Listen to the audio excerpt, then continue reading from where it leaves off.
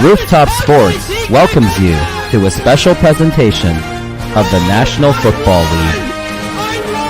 That's not what he wanted to cook. And good evening, everyone. Welcome to Thursday Night Football. This is the Rooftop Sports. Hopefully that you are having a good evening. We've got the San Francisco 49ers hosting the Los Angeles Rams, and this game actually does mean a lot to Seahawks fans because right now, the Seahawks do own a one-game lead in the division up upon the Los Angeles Rams, where they have seemed to be that quiet team where whatever they do just doesn't seem to be noticeable, and they don't really get the attention like the 49ers and the Seahawks do. I was just testing my voice to make sure it's good. And also just wanted to say, hit that like button, subscribe, hit that notification, donate to the channel, or you can donate by the YouTube Super Chats or Venmo, or even my PayPal, as you can see it in the banner that is just hanging there. So we love the support of this channel, and thank you to those who have been part of my channel as well. And I do have... What was I going to say? Oh, what I was going to say was the San Francisco 49ers actually are still in the hunt. So if the 49ers do win this game, they will be 7-7, tied up with the Los Angeles Rams. And that would also mean that if the Seahawks do, or if the Rams do lose and the 49ers win, that will give the Seahawks a little bit of a breathing room. But still, the Seahawks will have to take care of their own business, but it doesn't really... That's not the topic to concern about the Seahawks. This is about the Rams and the 49ers. So the Los Angeles Rams, let's take a look at the injury report. The Rams are not going to be with Cody Schrader, Dylan McMahon, Warren McClendon Jr., Brennan Jackson, and Kobe Durant. Next, after that's going to be Khalil Davis, Israel Abanikata, Ben Barch, Joshua Dobbs, and Rock Sin. And the other notable injury is going to be Christian McCaffrey, who is out for the season, as that Madden curse really has seemed to hinder his season. And I've been saying it. As a Seahawks fan, I would never want anyone on the Madden cover. I do think it's a curse. Like, look what happened to Sean Alexander. Look what happened to Richard Sherman and the Seahawks.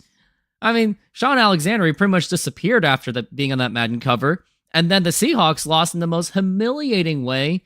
Like, I was telling everyone, no more Madden covers. Madden itself as a game just needs to be banned. Completely banned. So, no more Maddens, please. That game just needs to die. And also... This is also the week where I'm in the semifinals, not the semifinals, the quarterfinals of my fantasy football league, as I did make the playoffs at literally the skin of my teeth. But I have nobody that is playing today that would really matter at all. But let me see if my matchup auto draft has anyone that matters. Excuse me. Do they have anyone that matters? Auto Draft has nobody that really matters. Now let's look at Epic C Films. Does he have any players that matters to him today? And my fantasy football website is being plagued by the sponsor, like the commercial, so that ain't good. Okay, it has loaded up. Does he have any players that matter to him?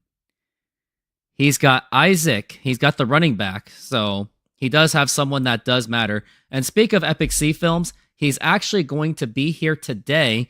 He's not going to be here until the second quarter, so he is running a bit late. He did give me ahead of a notice, so that's good. And now we got 49ers coming out from the tunnel. Looks like they are just as fired up as ever, as the 49ers are still in the hunt. That's right. They are still in the hunt. And looking at the NFL standings, let's look at the NFL standings.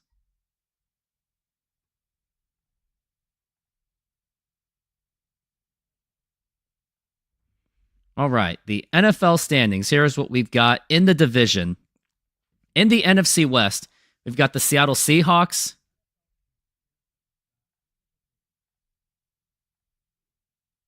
Got a little bit distracted by my own feed. Okay, so it's the Seattle Seahawks and the Los Angeles Rams. No, Seattle Seahawks at 8-5. Los Angeles Rams at 7-6. Cardinals at 6-7, and 49ers at 6-7.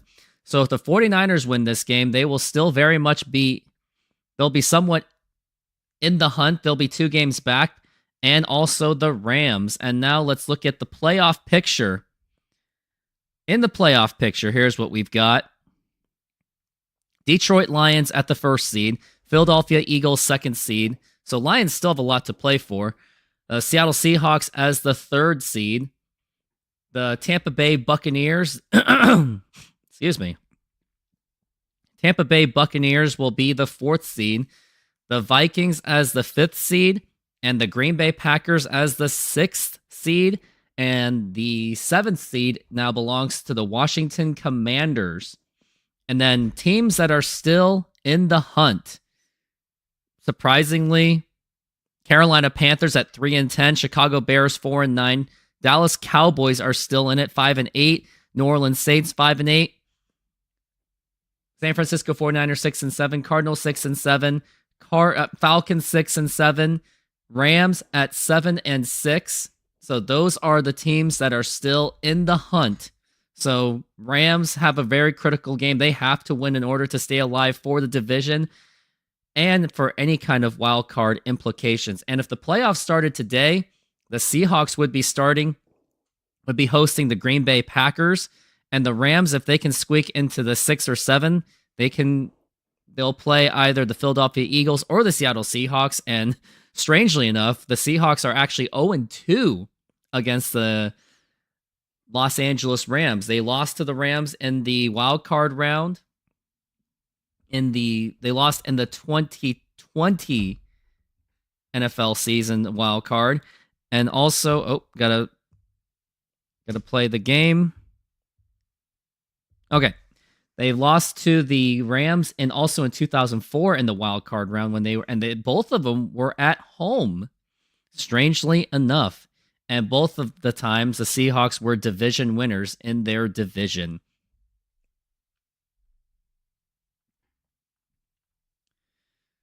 And I need a little bit of a breather. Let me play this ad. SeatGeek is a mobile ticketing app for sporting events, concerts, and other events. They make the buying experience easier by the app ranking each ticket from 0 to 10 to see if you are getting a good deal. And you can see exactly where you are sitting. I regularly use that app, and I have had nothing but a fantastic experience with SeatGeek. Use my promo code RoofTopSports to get $20 off of your first purchase. Link to the code, app, and website will be in the description, so take advantage, and thank you.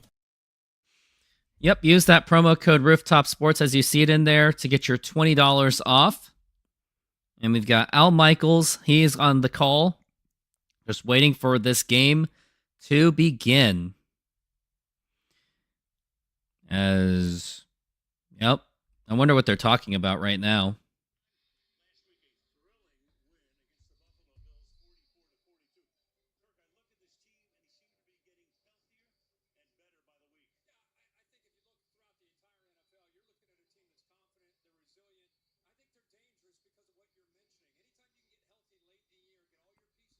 That's what the Rams do. You don't want the Rams healthy in the final weeks of the season.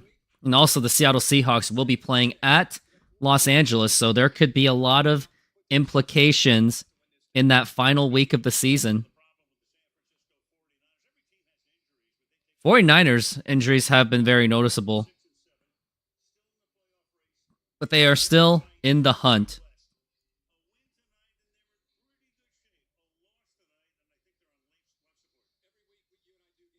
Yeah, 49ers have a very must-win situation. If they don't win this game, they are pretty much they could be in danger of being out of the playoff hunt. So, very critical game for the 49ers.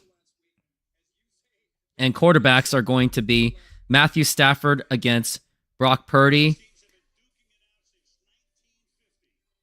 George Kittle, he's the leading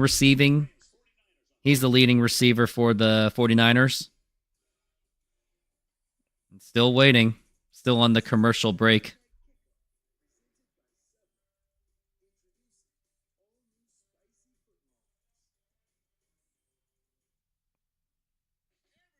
I mean, things to say about San Francisco. Well, technically, the San Francisco 49ers, they're not even playing in San Francisco. They're actually in Santa Clara, which is closer to San Jose. And the fun fact was I was actually born in Santa Clara. I was born in Mountain View. And let's see where Mountain View actually is. I'd like to say Mountain View is pretty much in Santa Clara. Trying to find where Santa Clara actually is. Well, Mountain View is pretty much in San Jose. And I haven't been to San Jose in a long time. I haven't been there since 2004. I want to look at the Google Maps.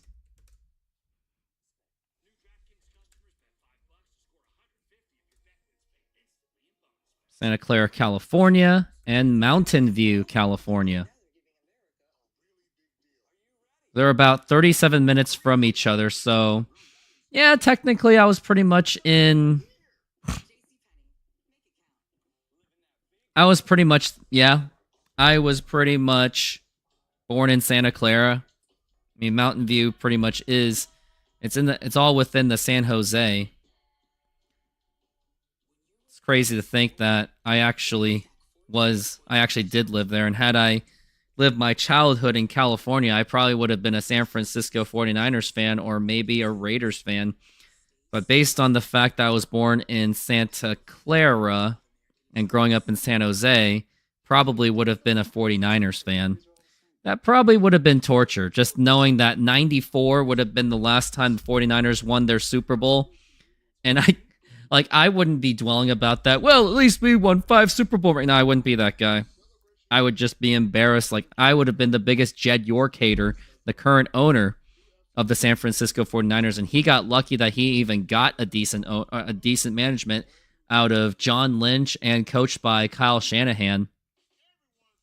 I do intend to go back to Santa Clara / San Jose someday, but man, those housing prices are just absolutely insane.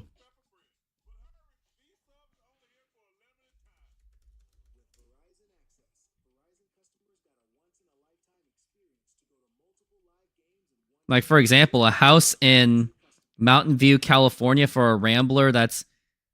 Okay, well, it's not like it's an even updated house at all. It's about a $3 million house, but 9 bedrooms. That looks like a rentable thing. And looks like we are getting close. We got 2 minutes away until kickoff.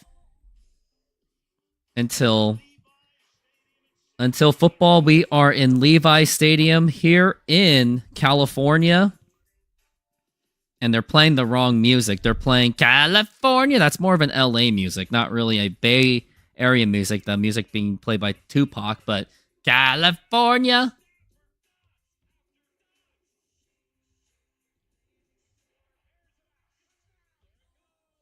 I don't need these headsets right now. Talking about Marshall Faulk.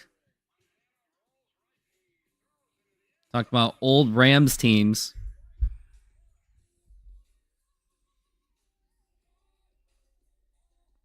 Yep, San Francisco and Los Angeles, and we are getting ready real soon as players will be heading onto the field.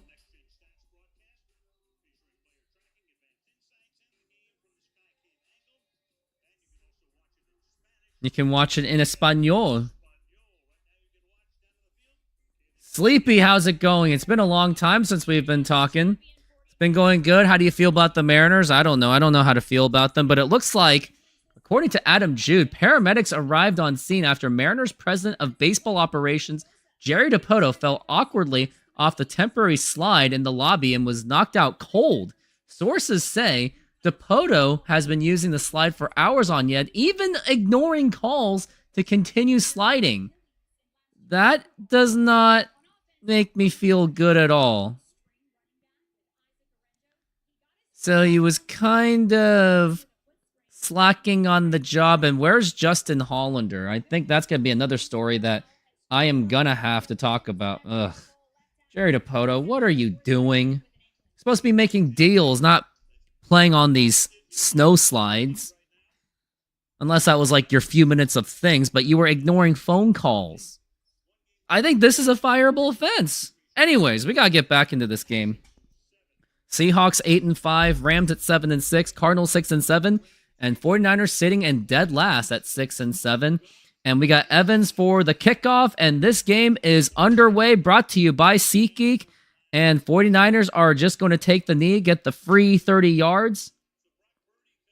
Yeah, I know. I mean, sure, we hope that Jerry DiPoto's okay, but he's not being responsible with his job. Like, maybe slide, but be attentive to your phone. And you said you were sliding for how long, too? Sliding for hours. You shouldn't be... I would have been bored after like 3 slides, personally, because I have a very low attention span.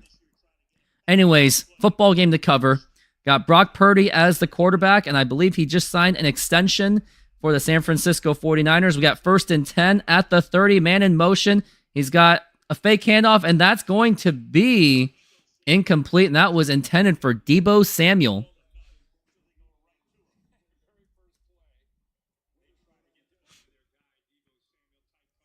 Let me double check if he actually did sign that extension.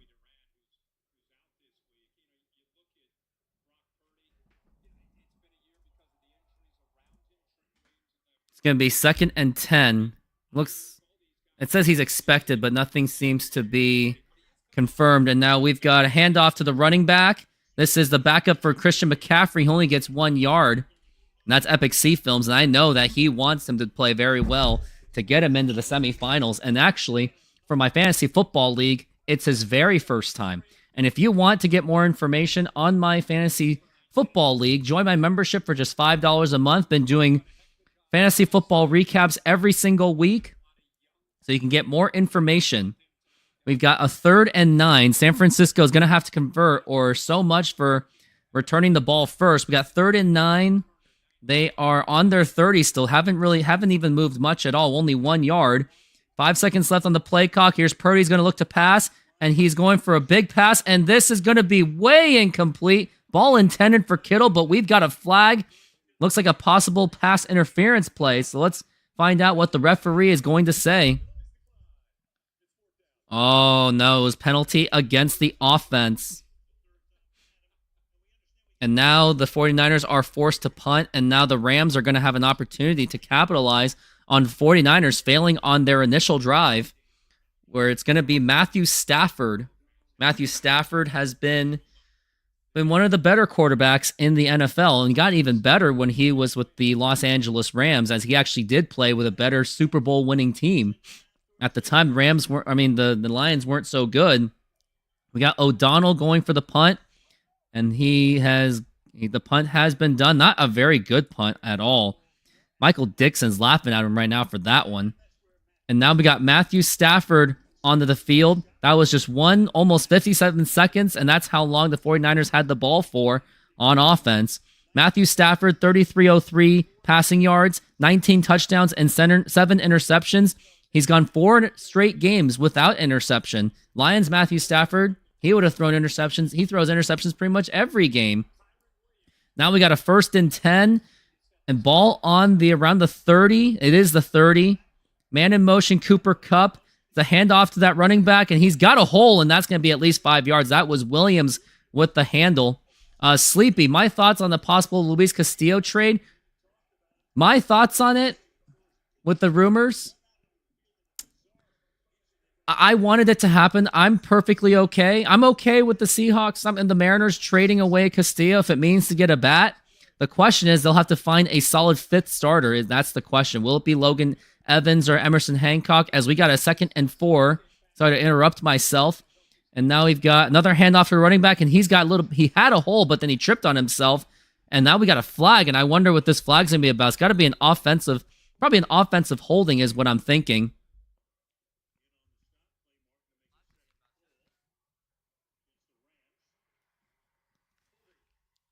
Holding on the offense.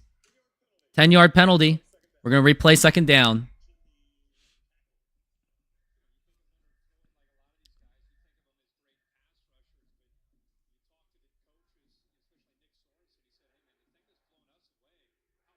Didn't really look much of a holding, though.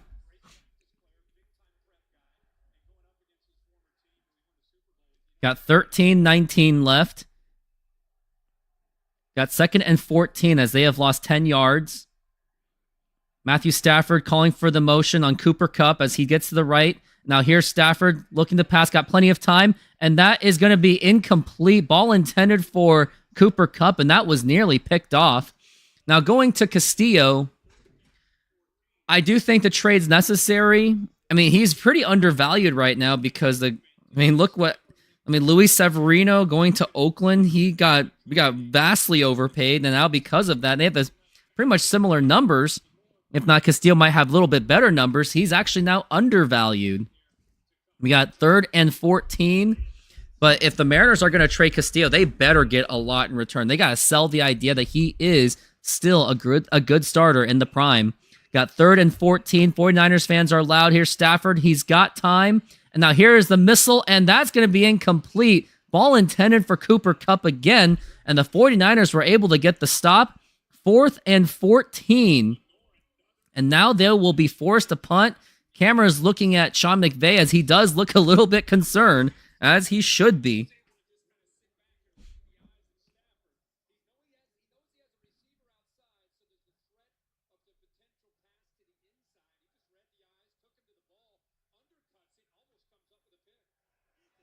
And now here is the punt, exchanging punts that they have done. And it's going back to the 49ers as he is going to run it out. And he was going to break out, but then he was down by the legs. So nothing doing there. And it was a 3-and-out by the Rams.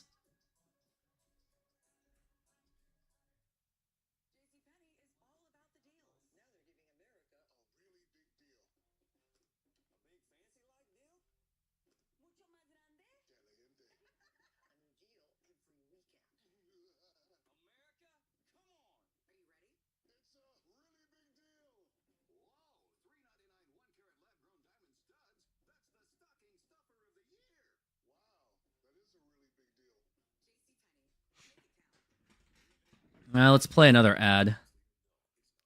Sleepy, what do you think the Mariners should do to improve their team since they have a very insanely low budget? SoFi is an online bank and a personal financing company offering financial diverse products. They hold the naming rights to the home of the Los Angeles Rams and the Los Angeles Chargers, named SoFi Stadium. They offer amazing checking and savings accounts where you can get up to 4.6% on savings accounts. There are no monthly fees to maintain the accounts, and they have over 55,000 no-fee ATMs around the United States. You even have access to a budgeting program, stock trading, and insurance programs. Join SoFi and get $25 for joining and or $25 for opening a stock trading account. Links are available in the description. And thank you. And lastly, I am not a financial advisor, so either find a professional financial advisor or go with your own gut. So links will be in the description if you're looking to open something for SoFi. And Sleepy, you says your main issue with trading him is who are they going to replace? Yeah, you got a point. Hancock, Logan Evans might be not as good, but if you think about it, many teams don't really have 5 solid starters. I mean, that's what the Mariners did have. They had 5 solid starters throughout the entire season and most of 2023. I mean, yeah, you don't want to punt a game necessarily, but and that's the thing. That's the sad thing. If the Mariners just had an ownership that was just competent and cared about winning and did not want to take shortcuts with the profits, then there would not be much of a discussion of one. Well, we have to trade our starter just to save money to get someone on offense. If the Mariners actually did have ownership, they would still keep Castillo and they would have made a run for Bregman. Maybe they would have made a run for Soto. Maybe they would have made a run for just basically anyone. And it's not like it's not like us fans were asking for Juan Soto. We were just asking for like anyone that just slightly below. Anyways, we're back from the break. We've got Brock Purdy. He's looking to pass from the pocket. He's got a big throw. That's going to be caught by George Kittle. He gets past the 40, almost past the 40, and that's going to be a huge first down as that's the first down of this entire game between the Rams and the 49ers. If they had just spent money for the 2023 season, they would have steamrolled through the World Series. I mean, all I would have had to play was the what? Who do they play again? They played just the Arizona Diamondbacks. 2023 should have been the year.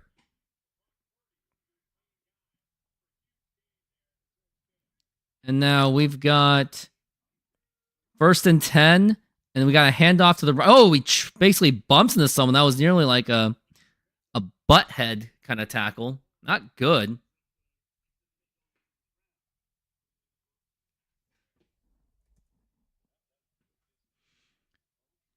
Yes, ownership is really sad to watch. I mean, a crazy idea I've thought of. Maybe if he's cheap, maybe Justin Verlander as your number 5 starter. What do you think of that?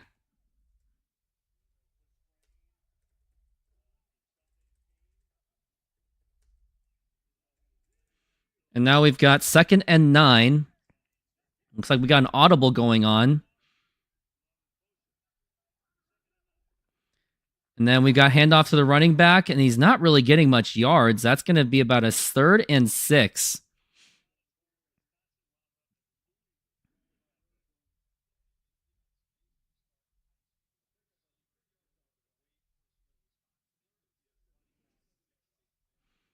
Let me see the starting pitchers. I wonder if Justin Verlander actually is available. Yep, Verlander is still available. I wonder how much his value would be. I would think maybe he could be undervalued. That was Deebo Samuel not getting much. That was on a 3rd and 6, and that's going to be 4th down. And I wonder, are they even going to be in range for the field goal? I heavily doubt it.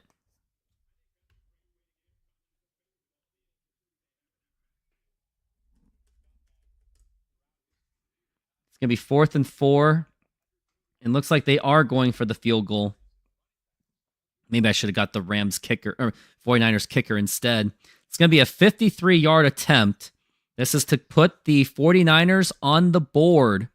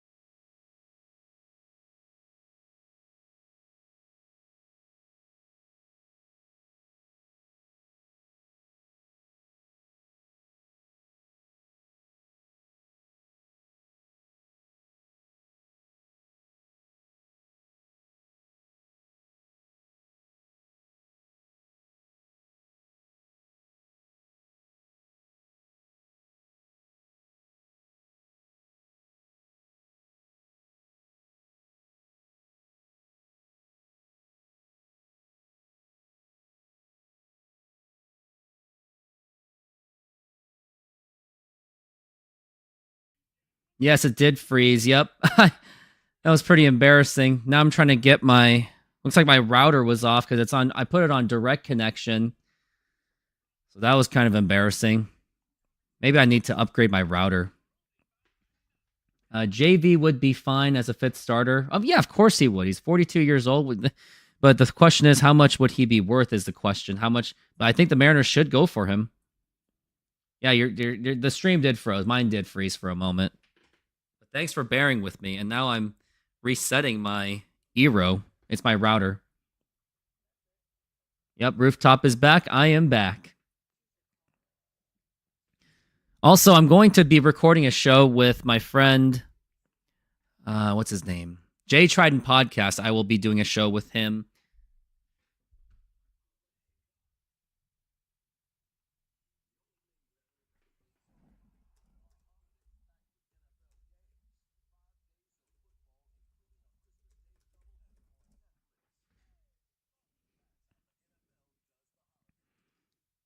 Yep, my Eero is going to take time for it to come back.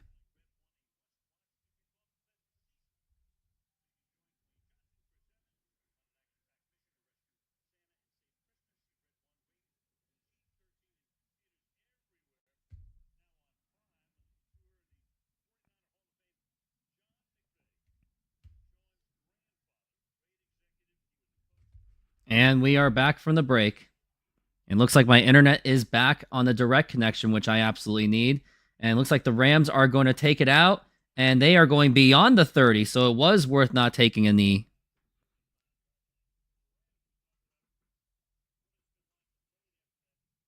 Rams entering week 8, they were 2-4 on Thursday Night Football, I guess.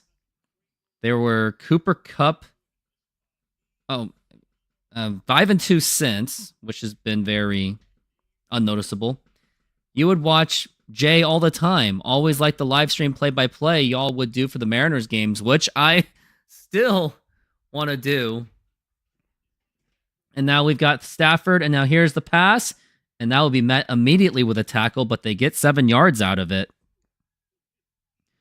Yeah, I love doing the play-by-play for the Mariners. Like, I'd like to be that alternative voice of the Seattle Mariners. I did 62 games last year, and I am hoping to get to 81. That would be the ultimate goal. But of course, we all know there are no guarantees. But it would be nice. Would be really cool if I can get past that 62. Now we got a 2nd and 3. Got a handoff to the running back, and he's going to not even get a gain on that. He might have actually lost yards.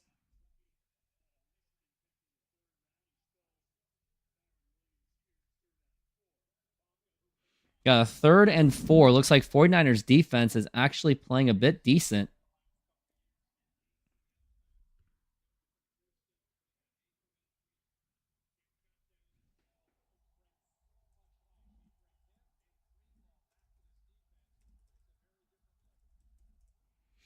And we've got a 3rd and 4. Ball on the 40 in their own territory for the Rams. We got Stafford looking to pass. And now here's the pass. And that's going to be nearly picked off. And that's going to be 4th and 4. And once again, another 3 and out for the Rams. Yeah, 81 is the ultimate goal. Because I really want to be much more consistent. And it looks like I've been a little bit more consistent as time went on. But I just got to keep grinding even more. And sadly for NFL, I wasn't as consistent as I should have been. I let my stupid stomach bug get to me. And of course, the power outage didn't really help. Maybe I should have just went to a friend's house, but I also was kind of sick as well. So it didn't really matter. And we got a punt, and that's going to be a return and going up to the 18 or the 19, as 49ers defense has been playing very well against the Rams.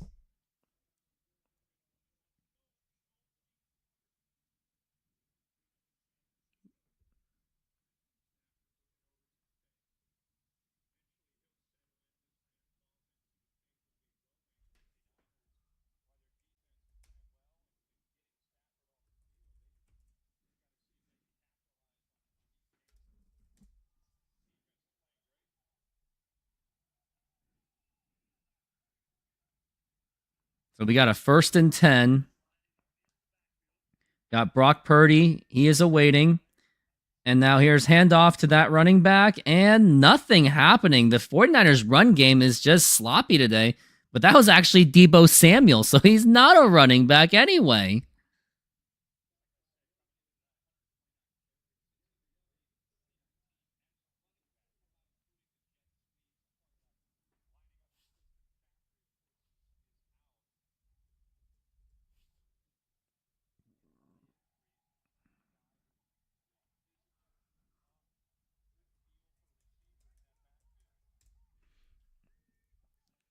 Second and 9. Here's Brock Purdy looking to pass, and that is going to be complete.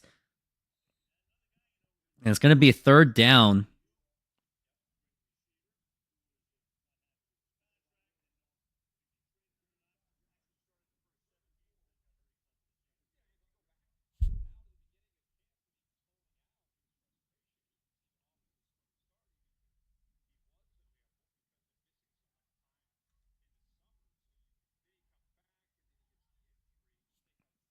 And now we got 3rd and 4 for the 49ers. They got to get this converted. And now here's Brock Purdy, the pass, and that's going to be incomplete. Ball intended for George Kittle, but there is no pass interference, and that was what George Kittle was looking for, and he didn't get it. It's going to be 4th and 4, 4th down. 49ers forced to punt once again, although they got the field goal last time, but the offense on both sides has been very sloppy. Who are you hoping to win this game? Is there a way that they could both lose? The best way to do it is for them to tie. But I'm on the edge for the 49ers, I guess. It's not really saying much at all, as we got a 4th and 4. And it's going to be O'Donnell once again going with the punt. And that did not look like a good punt. That looked like an awful punt. It did bounce. Okay, now it's going back to the 20, so I guess he lucked out. It's going to go all the way to 20, but still, I would not say... Still not... I still don't think that's a good punt.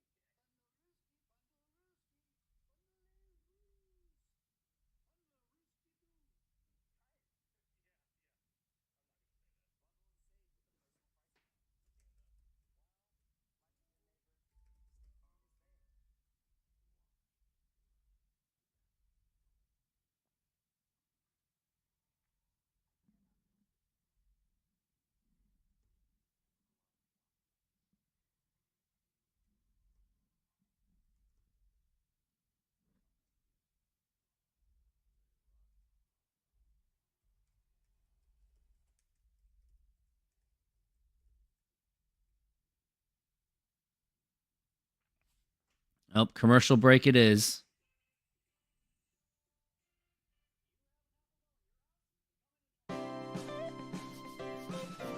Modern Exterior Solutions is a fully licensed and insured full-service exterior renovations company serving Seattle and East Side communities.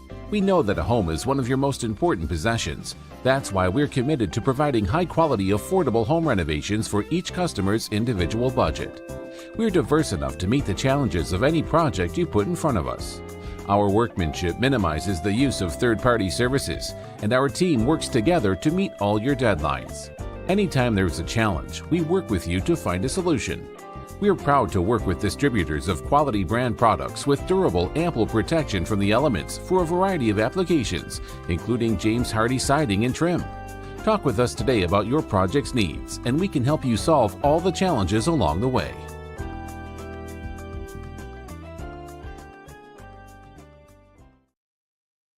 And we're still on commercial break at the moment. So they're talking about NASCAR right now. And the only NASCAR I can think of is this game called Daytona USA. Has anyone ever played Daytona USA on this one? And we got a 1st and 10. We are back from the break. 3-0 San Francisco lead. Rams with the ball back. And here we are. It looks like we got a blitz. Looks like we got a planned blitz going on. And here we got Stafford. He's got the ball. He's going to pass. Now here's a short pass, and that's going to be caught by Williams, and not much going. As 49ers defense has actually been playing very well. And I know I've been saying that all game long, but they've been playing pretty decent. Now we're about more than halfway done with the first quarter. Epic Sea Films will be joining this game.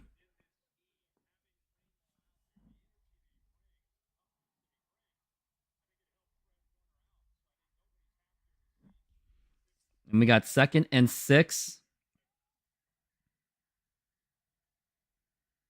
Man in motion. And now here's Stafford. He's going to hand it off to Williams. And looks like he might get... Oh, no. Stopped once again. And the Rams are almost in danger of a 3-and-out once again.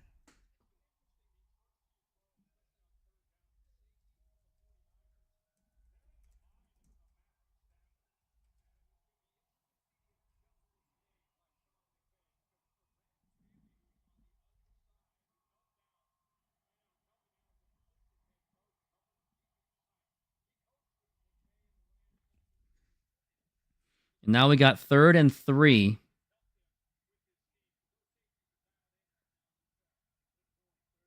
Man in motion. Now here's Stafford looking to pass. He's got some time. Now the pass is going to be incomplete. Ball intended for Cooper Kupp. And once again, another 3 and out for the Rams. And they are forced to punt again. Again. How is this possible? Because something's wrong with the Rams right now. Their offense has been extremely sluggish.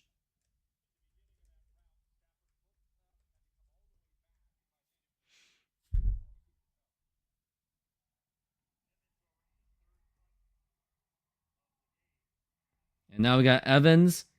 He's going to punt. And it's going to be caught. And he's going to go for only a few yards up to the 22. Now the San Francisco 49ers got the ball back.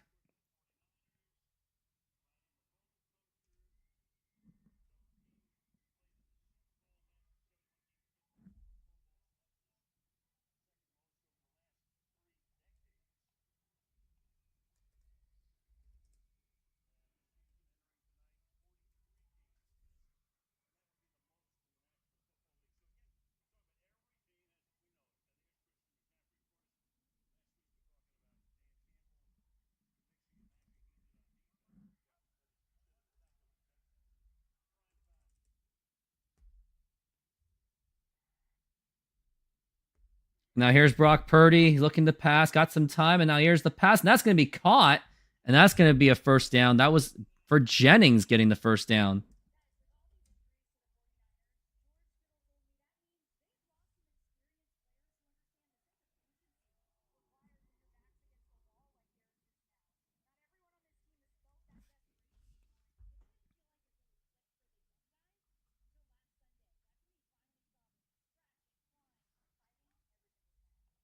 Now here's the 1st and 10.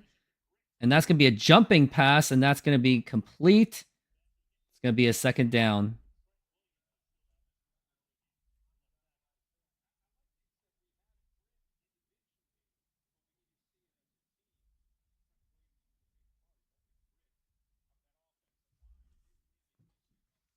Trent Williams has also been inactive, and it's pretty amazing that he's had quite the longevity. He actually was suffering cancer at one point, and now he still has a career with San Francisco.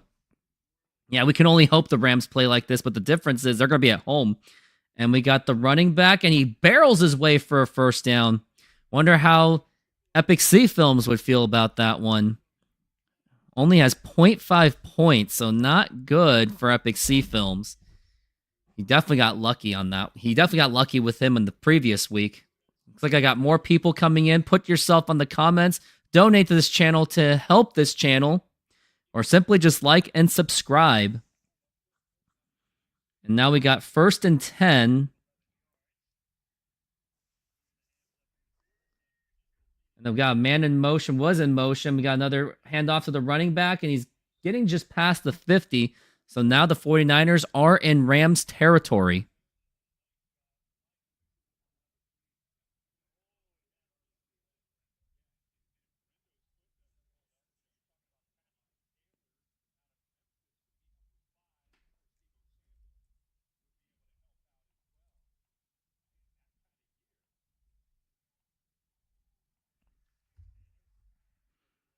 And now we've got 2nd and 6, 2:55 left in the quarter. Man in motion. Gonna fake handoff. Here's the throw, and that's gonna be incomplete. Sloppy throw. Was not exactly a good destination for Brock Purdy. Now we've got 3rd and 6. And if they don't convert, they're gonna have to punt the ball, as they are clearly not in field goal range.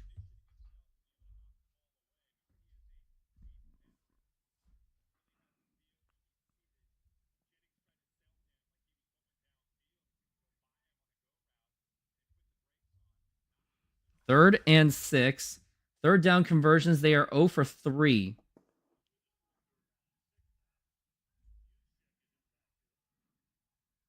And now we got Brock Purdy's doesn't really have much time, and he's have to go down with a sack. And that's a huge defensive play by the Rams, and it's going to be 4th down. which means they are going to be forced to punt. The 49ers will be.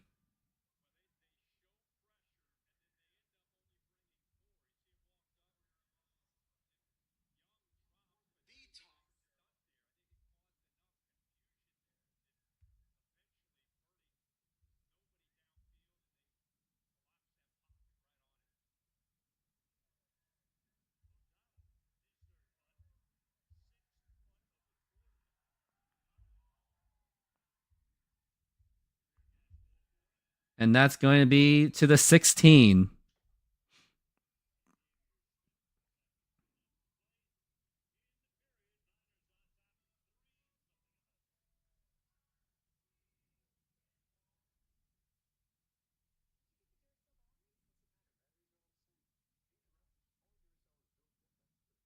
And now we are in commercial break. Are you looking to optimize your office, studio, or man cave? The Glance LED ticker may be for you. It is a customizable LED display providing real-life sports scores, stock prices, crypto, the news, and even the weather. Use my promo code RoofTopSports to get 10% off the purchase, and thank you. Yep. Let me get you that link right there. What's it called? Glance. Wonder if anyone's actually used my code for that. Nope. Still nobody has used it. Well, here's the referral link. Maybe, Sleepy, maybe you have some interest in it. Not going to pressure you. I'm not a sleazy salesman like real estate agents and car salesmen. Ugh, I would never want to work in a car dealership. I went to an interview for a car dealership one day. And after what they told me, I was like, thank you, but no thank you. I feel like car dealership jobs, here's what I think of car dealership jobs. I think it's good for people when they just lost their job and they just looking for a job. And then like that mindset is like they have nothing to lose. So that's what I would do. That's how I would approach a car job like that. But not necessarily to replace your typical 9 to 5 unless you're a sales god.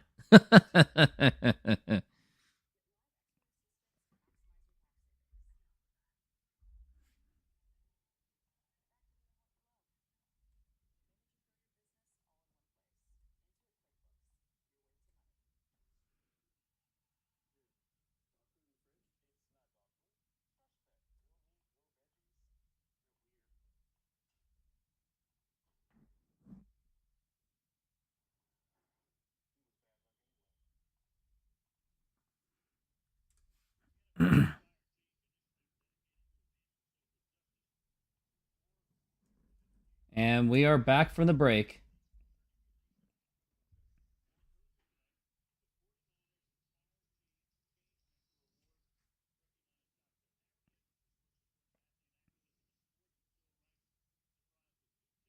They're talking about social issues right now before we get into this game.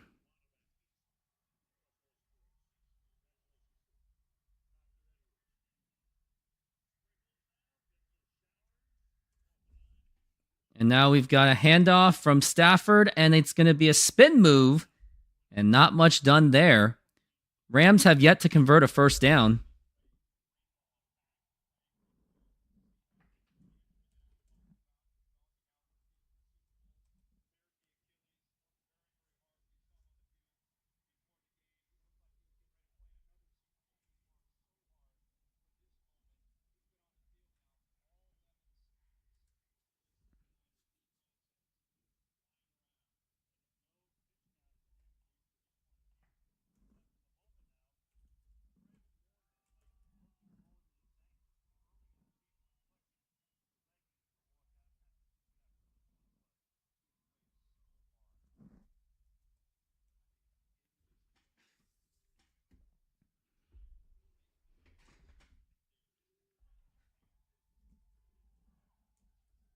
Chant of defense. They're chanting like it's a basketball game. Weird. Now we got 2nd and 7. And here's Stafford's got all day to pass. And here's like, oh, throwing that is no. That was just, oh man, he didn't catch the ball. Then that could have been intercepted too. And that is now a 3rd and 7. And Rams are just failing to convert right now. Rams are not having a good game on the offensive end.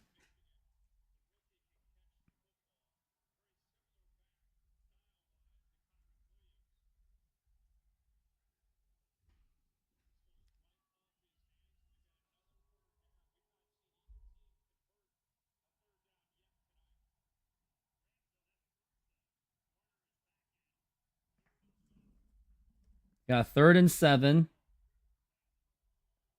And now here's Stafford is running out of time, and that is going to be incomplete again. And now it's going to be 4th down. No first downs at all. Rams are heavily struggling. I think this is the worst I have seen from the Rams.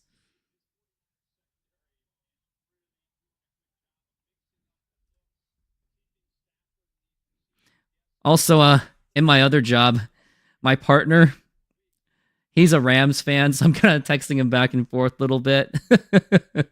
I'm a Rams fan. He's a Seahawks fan. It's quite an interesting working relationship we have. And now that ball is going to go to the 10, and he's going to go past the 20 and going into the 30. So a pretty decent return for the 49ers.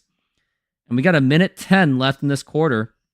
Yeah, Rams are just atrocious. Like, this is exactly the Rams team that the Seahawks need going into the final game of the season. Doing a little commercial. Richard Sherman. I wonder if Sidney Rice hooked him up with that commercial, because I think Sidney Rice owns the Wingstop franchise in Bellevue. Let's see if he does. Oh, wow. He actually sold it off. Hey, someone said, hey, Sidney Rice, might want to check your leadership at your Renton Landing Wingstop. It's surprisingly bad. Sidney Rice responded, this was in 2024. Wow, he just sold it. He sold off his Wingstop in 2022. Wow. So Sidney Rice has no involvement of that franchise. Now we got a 1st and 10. And now here is Brock Purdy. He's going to short pass to the running back. That will get at least Epic C Films 1 point. But man, this has been a sloppy offensive game on both sides. Wonder if there's a statistics to even talk about that right now. Stafford, or let's do a little refresh. Stafford is 2 of 8 for 11 yards. The only most efficient player has been George Kittle with 1 reception for 33 yards. This is not a good game. And now we've got a short pass, and I think that is to Deebo Samuel. That is Deebo Samuel, and that's going to be 3rd down. But 49ers have got to convert so they don't give the Rams any kind of confidence or give them any kind of opportunity to make a comeback.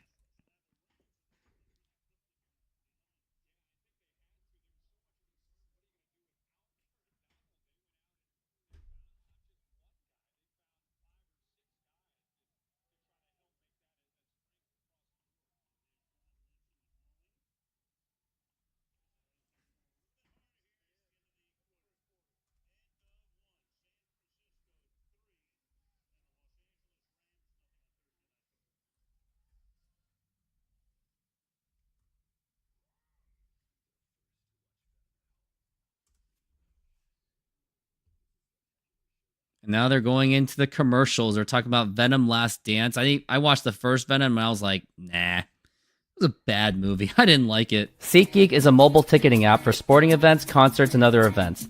They make the buying experience easier by the app ranking each ticket from 0 to 10 to see if you are getting a good deal. And you can see exactly where you are sitting. I regularly use that app, and I have had nothing but a fantastic experience with SeatGeek. Use my promo code RoofTopSports to get $20 off of your first purchase. Link to the code, app, and website will be in the description, so take advantage, and thank you. Take advantage. Absolutely. Shaq and Adam Driver in a commercial, and there's some saying in that Harry Potter series, which, boy, the casting, I must say it's been very questionable because they are certainly not going by the book. Adam Driver would have been a great Snape. Like, the character, why is everything being ruined? Everything of my childhood is just, everything that has touched my childhood has died. The only thing that has protected my childhood was Karate Kid, and I didn't legitimately watch Karate Kid until I was like in my 20s. I should have watched it when I was a kid back then, but I didn't. That's a definite regret, not watching Karate Kid.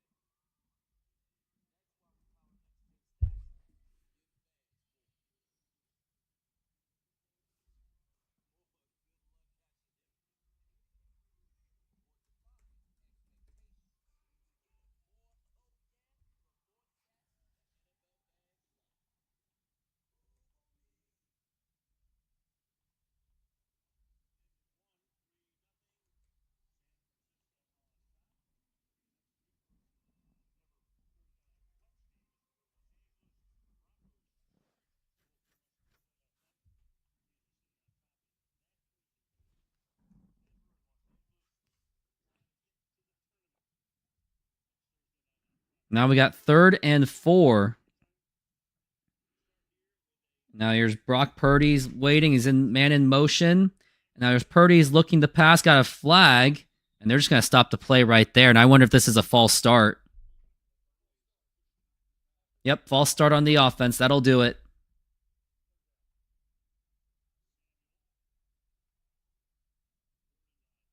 Third and 9.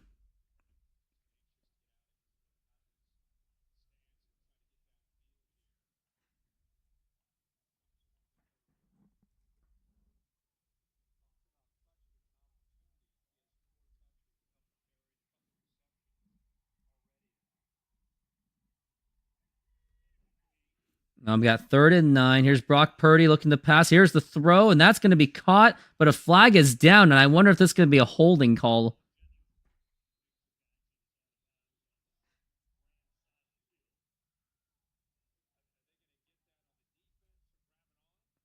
Could be defense, actually. Let's see what they say.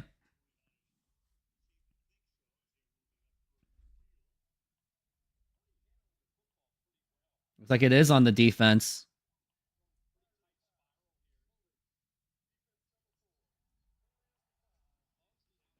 Penalties declined.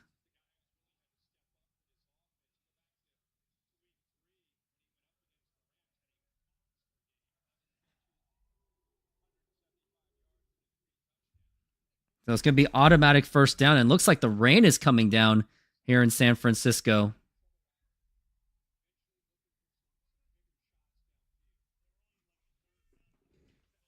And now we got a handoff to the running back. And once again, he's getting nothing. So the only good thing about the Rams today has been their running defense because they've been giving up almost nothing.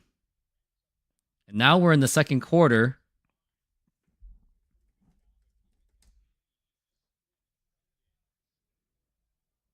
14-19 left in the half as we are going to a second down. Camera's pointing at Stafford. He's pretty concerned. Looks like this is a game. Maybe this is opportunistic for the running game. Maybe not so much for the passing. Be good for Epic C Films because he needs some help. 2nd and 9. Now here is going to be a huge pass for Purdy, and that is going to be incomplete. And there was a lot of contact there. I think that's going to be 4th down. No, it looks like it's 3rd and 9. Correction.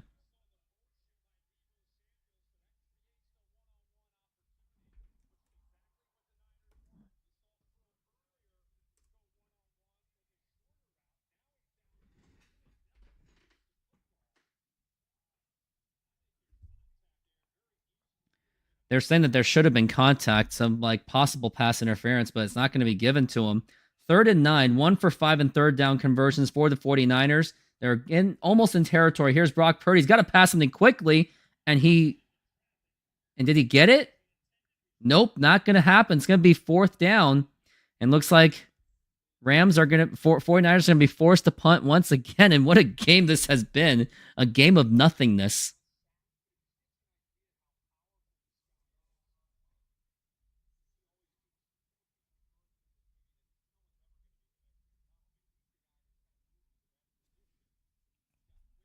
We got 4th and 9. And going for the punt. And that's going to be...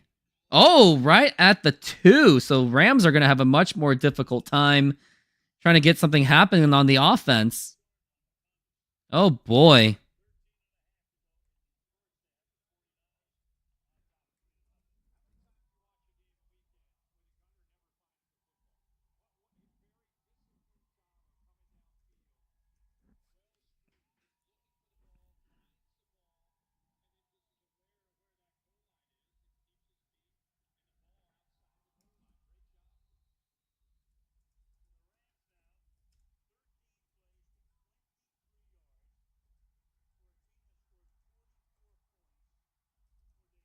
Now we've got 1st and 10. It's going to be handoff. And he gets almost nothing once again. The Rams offense, I've been saying it. They've been playing very uneventfully.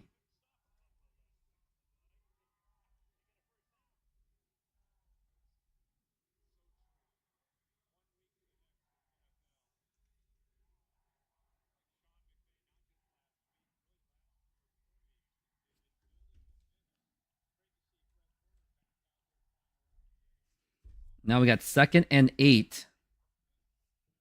Got man in motion. Now here's handoff to running back, and Williams actually breaks it. And that's a first down for the Rams, and they actually get the first down. They finally get it. And here is a gesture for you, Rams. Here it is. This is just for you.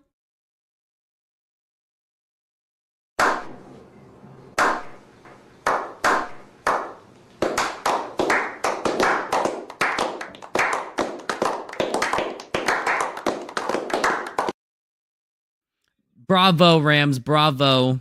As we are looking at 1st and 10 on the 15, and now it's going to be a toss to the running back, and he's going to lose yards on this one.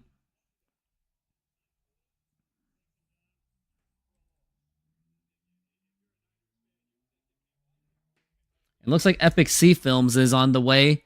Looks like he'll be on the show momentarily. And if you care about him, thanks for your patience on him.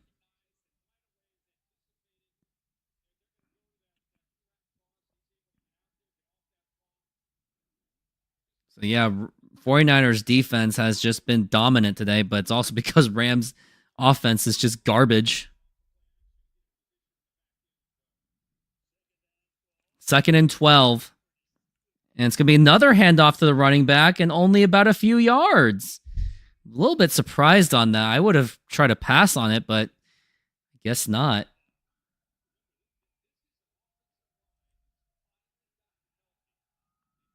Rams offensive line's healthy, but they've got nothing, or the 49ers offense, shall I say. I don't know what I'm talking about. I'm full of garbage. We got 3rd and 10.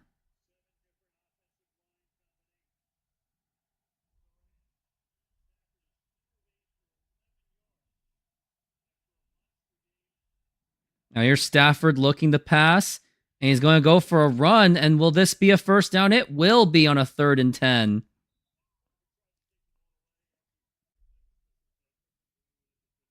And it looks like Epic Sea Films is here. Time to greet the man. Welcome back, Epic Sea Films. Hello, how are you doing? Well, this game has been very entertaining, if you know what I mean. Nothing much has really happened. Punt City. Punt City on both of them. California Punt City. I know. Yeah, 1st and 10. 10 minutes left in the half. And here's Stafford with a quick pass to number 17. And that is going to be almost a first down. And I wonder if this is your guy for a receiver. I don't think it is. No, I don't have a receiver. I have a running back. Isaac G. Isaac G, and he's been giving you almost nothing. Tonight, not much, but he's still giving me something. Better than nothing. 4.2 points. And yet you're still projected to win. Yeah. So I'm in a good spot. My fantasy team is in a very bad spot. I'm projected to lose by 10 as we got a 2nd and 2. And Rams are kind of moving the chains a little bit. And looks like we got maybe a blitzing effort. And Williams still gets it for the first down. So it looks like Rams got some momentum going for them. Mm-hmm.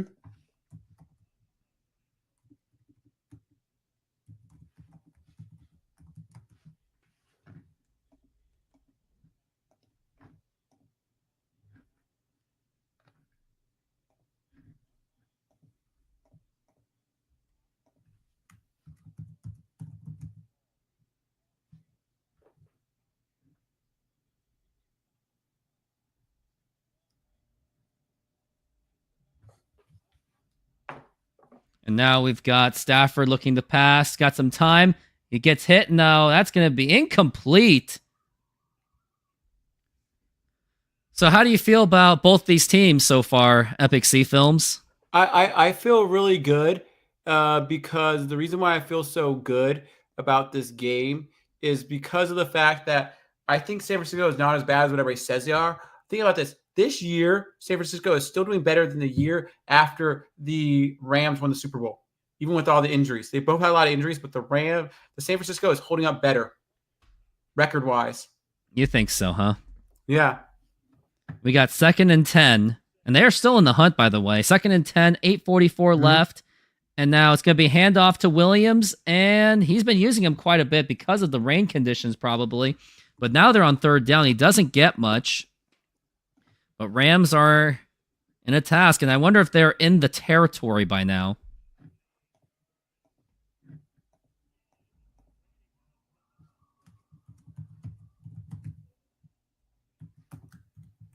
Got 3rd and 5.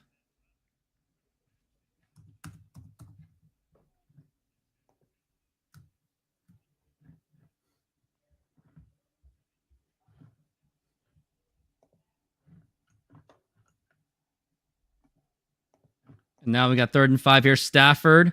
He's getting bottled up, and he tosses it, and that's going to be incomplete. And they will be forced to punt once again, as the 49ers have been able to handle the Rams offense. Yeah. Mm-hmm.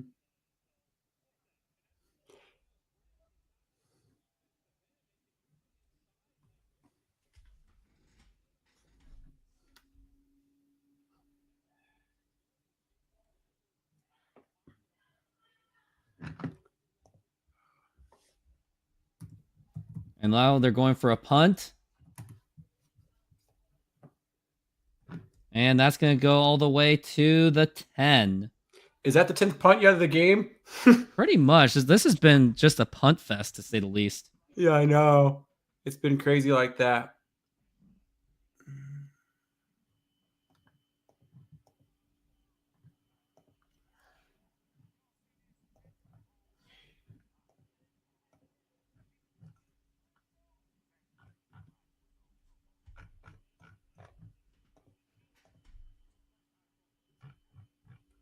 And in 2022, the year after the Rams won the Super Bowl, in 2022, the Rams went 5-12.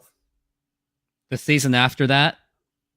They did, yes. Yeah. And San Francisco, who made it to the Super Bowl last year, is still have already won 6 games. They can't have a worse record than the Rams when they had their meltdown year. I guess so.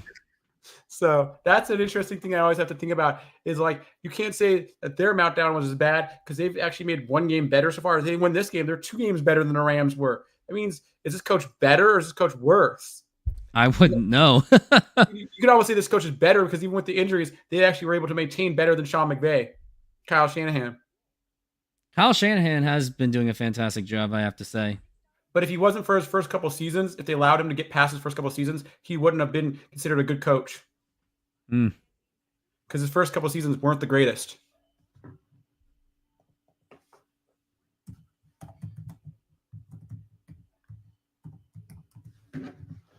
Let's see. Kyle Shanahan, where was he? Kyle Shanahan. Let's see him as a coach. His first season as the coach of the actual San Francisco 49ers, he was 6-10. His second year, 6-10, huh? His second year, he was 4-12. Then his third year, he was 13-3. My 3-year rule. You have to make the playoffs in your first 3 years or you're out of there. And they gave him 3 years. And the third year, he had a good year. He finally broke through. But his first few years, they could have fired him after his first few years of how bad he was. So he was very lucky. And we are back from the break. Mm-hmm.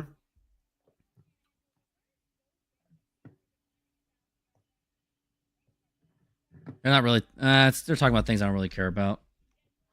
Yeah. So.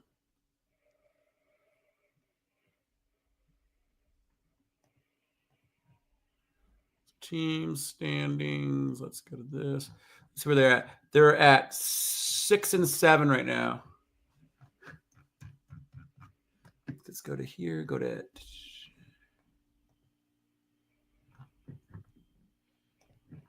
Now we got 1st and 10. And here's Purdy going for a pass. Oh, that is dropped.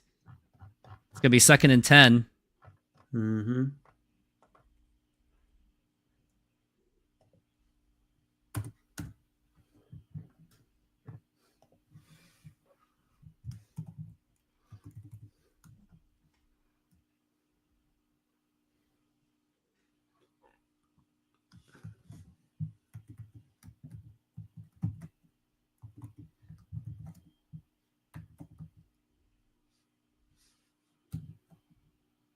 2nd and 10 at the 10, literally.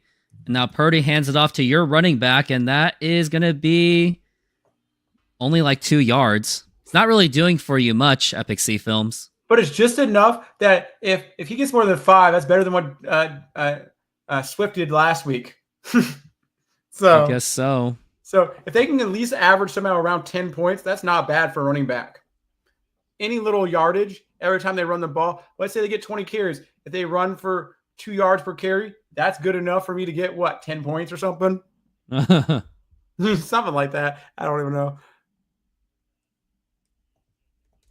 Now here's Brock Purdy going for pass, and that is going to be caught by George Kittle.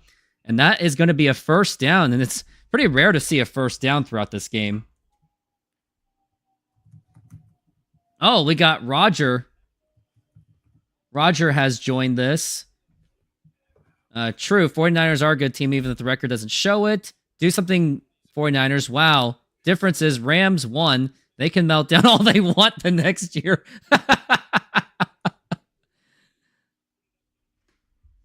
They debunked your comment, Epic C Films.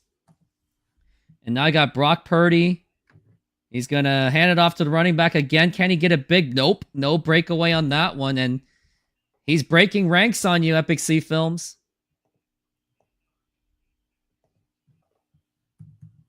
He's not even getting you points at all. But ultimately, after all, you said that you wouldn't care anyway. Mm-hmm.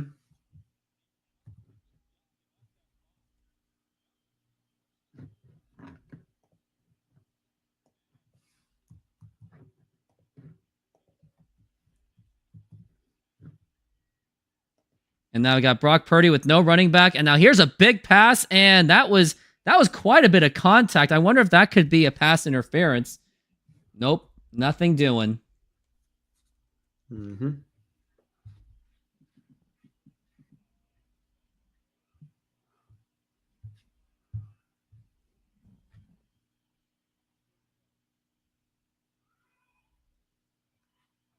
$4.3, that's not bad. And if I double that in the second half, 4.3 times 2 halves, that's 8 points. 8.6. Now we've got 3rd and 11, and here is Brock Purdy again, and he is going to scramble. No, he's going to get sacked, and it's going to be 4th down. And this has been a punt fest between each other. But the good thing is that depending on who you are, if you're the Seahawks and you are the actual Arizona Cardinals right now, your best opportunity is for the 49ers to win, because the Rams win, it basically puts more pressure on the Cardinals and on the Seahawks in this division. So you should be glad for the slight lead right now that the San Francisco 49ers have. Yeah, because I think we're cheering for the San Francisco 49ers, and we're going for a punt. Didn't look like a good punt at all. It's going to go all the way to the 40. He's got running room. Little bit, and he's going to go to the 45. Flag. But you're right. There is a flag. Did you know that a lot of the punters in college and in the pros that NFL come from Australia, from the AFL? I've noticed that. Yeah. Mm-hmm. Yeah, because they are used to punting in the AFL. Part of the game. Yeah, you're right. Look how much rain's going down there. It is a lot of rain. It looks like Seattle. Yeah, especially if it's in San Francisco, which is pretty odd. San Francisco is like Seattle, just 20 degrees warmer. Yeah, but they have some weird breezes. Mm-hmm.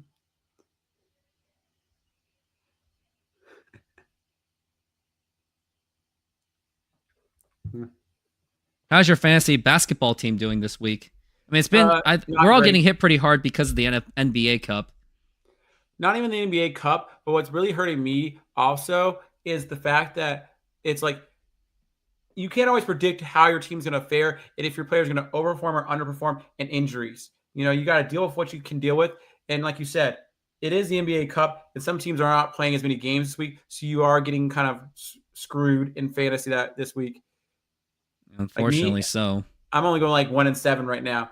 But the thing about it is once I actually find better players, get healthier, my team will recover. Just like what happens in a lot of sports leagues, I have a good solid core that's not playing right now.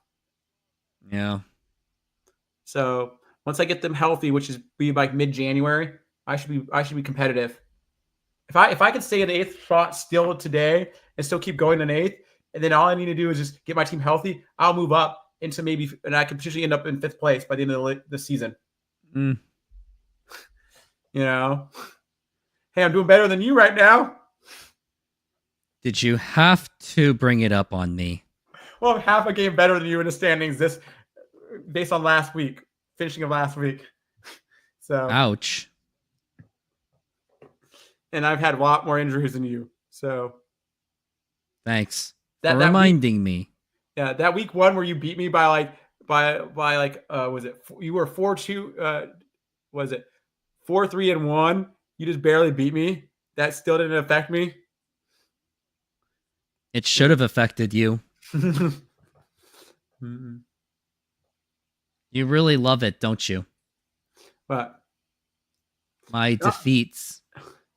Well, you try so hard, and it's just, to me, it's kind of like, it's like when you fall short, I'm like, I do less work and you fall short, and I'm like, how am I with less effort outdoing you? I don't want to know. Yeah. This crazy computer stuff here. We're showing in this little museum. Yeah, Apple iPhone. The very first one from 2007. Mm-hmm. But one interesting thing this year, even though last year they were like dissing on running backs, this year has been kind of a resurgence for the running back. They have been running quite a bit. And now we've got handoff to Williams, and running back has been sluggish on both sides, must I say. Yes. Maybe they need to go back to passing and try a couple more passes. Well, they don't want to. They don't want to pass in the rain, I guess. They're being too conservative. 5 punts for the Rams in the first half. Yeah. And there could be more coming. Possibly. As this has been a very dead game. I wonder if it will change in the second half. We can only find out. 2nd and 8, 4:22 left in the half. Cooper Kupp on motion. Stafford calling for the audible, is making the adjustment. And Stafford is going to hand it off to running back again, and only going to get a few yards, maybe about, he's pushing it forward. Oh my goodness. That's about 9 yards. At least 7 yards worth of that. And that's going to be a 3rd down and 1. What a run by Williams. He really barreled it through. And that was probably the only highlight of this entire game so far. No, there was that good pass that was earlier set up for that field goal later on. Oh, to George Kittle? Yeah. Exactly, I guess so. So there's been 2 highlights. 3rd and 1.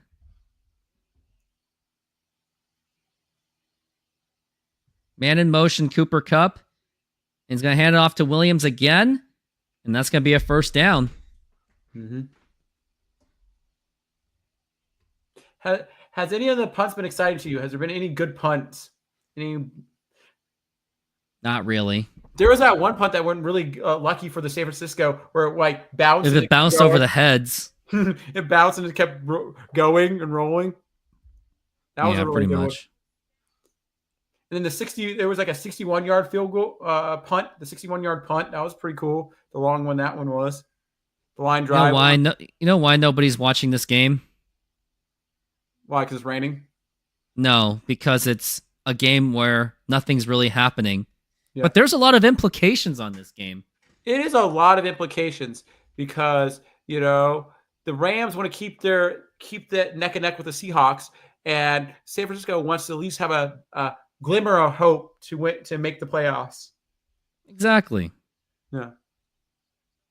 Because at the rate you are right now, both these teams don't want to tank their season, because if they tank their season, they're not going to get the number 1 draft pick. At best, they're going to get 10th. And they're already set on their quarterbacks anyway. As we got a 2nd and 7. Wonder if they're going to probably hand it off. And now Rams are in field goal range. Man in motion. Making the adjustment along with the 49ers defense. And now he's going to hand it off to the running back, Williams, and not much. It's going to be about a 3rd and 6, in my opinion. Because you think about these teams, they have wide receivers, they have quarterbacks, they have an offense already. So do they need more defensive pieces? Just thinking about it.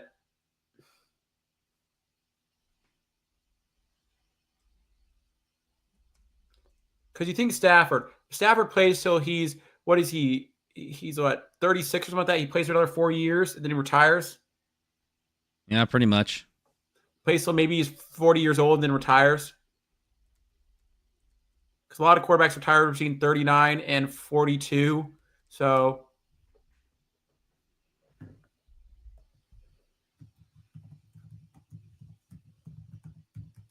let's see. Matthew Stafford is 36. Yes, I was right. His birthday's in February. Yeah, he's getting up there in age. Yeah. Well, Tom Brady played till he's 45, and most players are not going to play till they're 45. At most, he's going to play maybe till he's 42, you think? Stafford? At the earliest, he would retire at 38. So that'd be in like that'd be like 2 years from now. Yeah. You're thinking? So so I'm giving him about what, on average 4 more seasons, which isn't bad after this. Yep. Maybe 1 more contract, or maybe 2 small ones if you really want to do it the other way.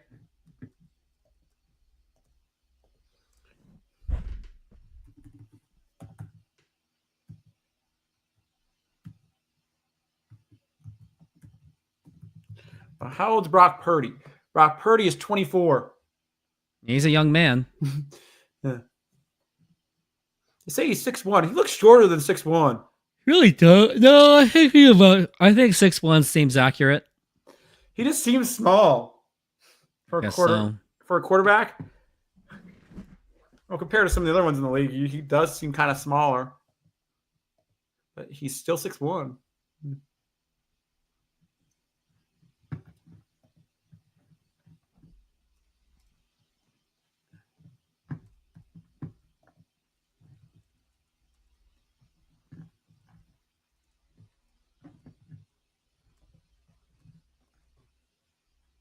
So we have the Seattle Seahawks at 8-5 with the record. We have the Rams at 7-6, the Arizona Cardinals at 6-7, the San Francisco 49ers at 6-7. That is how close the NFC West is. Would you say we have a good division? We have a very competitive division. Competitive, yes, that is true. Mm-hmm. More than last year. Very much. Mm-hmm. At this time last year, the Cardinals were out of it. And now we've got Matthew Stafford looking at 3rd and 6. Now here is the pass to number 17, and that could be... Nope, no first down, but at least the Rams are in field goal range. But it's not a gimme. It's not a gimme. It is not a gimme. You are correct. It's a 40-something yard field goal. It's not a gimme. It's like a 45-yarder. 45-yard field goal, you say? Yep, that's what I'm guessing. And also, Epic's... What? Are they actually going to go for it here? Oh, looks like they are going for it. Oh, my goodness. Well, analytics say go for it. They're only 2 yards away. So I would just take the 3 points. Yeah. Especially if 49ers defense is on fire and they know what 49ers probably figure what they're doing. I wouldn't run on this. I would try to do something like play action or something. Or they were trying to jump them off. They're trying to get in the jump, and that's what I always keep forgetting that's what all they're trying to do. That's such a common play nowadays, where you think they're going for it, but they're actually not, and then you can just tell that they're really not ready to run a play. They're just wasting a timeout. Yeah, pretty much. Yeah. Yeah, because with a minute and a half left or something in the quarter, it's like, why not waste the timeout?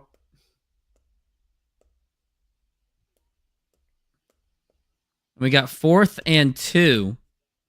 Yep, 4th and 2. We're looking at 48-yard field goal. Mm-hmm.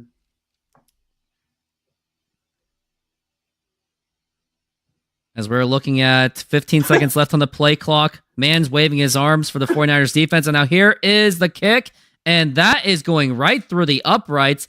And the Rams finally get on the board after consecutive punts, as the Rams finally tie the game to make it 3-3 against San Francisco. And take me to that drive.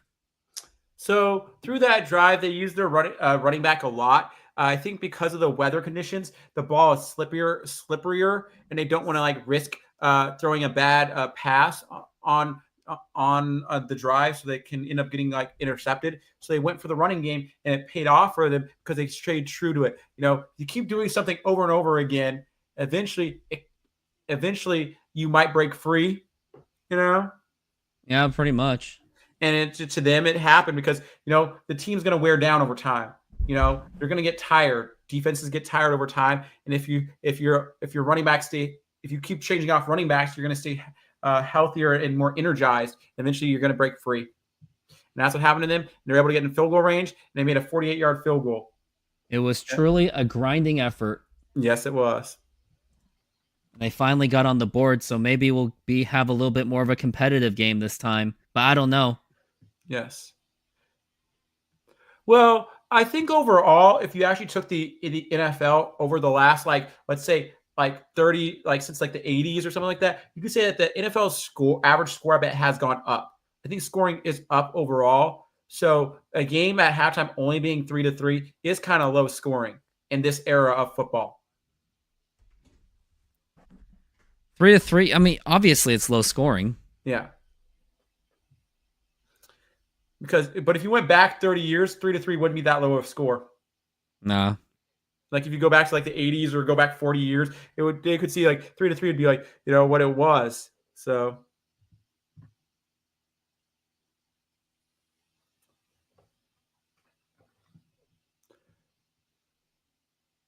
did you hear about the Seahawks Sunday night game against against Green Bay? They're actually going to have a drone show at halftime. Are you flying by then? No, I'll be flying next week. It'd be Wednesday or something like that. Because I'll need a co-host. Okay. I should be around for that. Mm-hmm. That'd be great.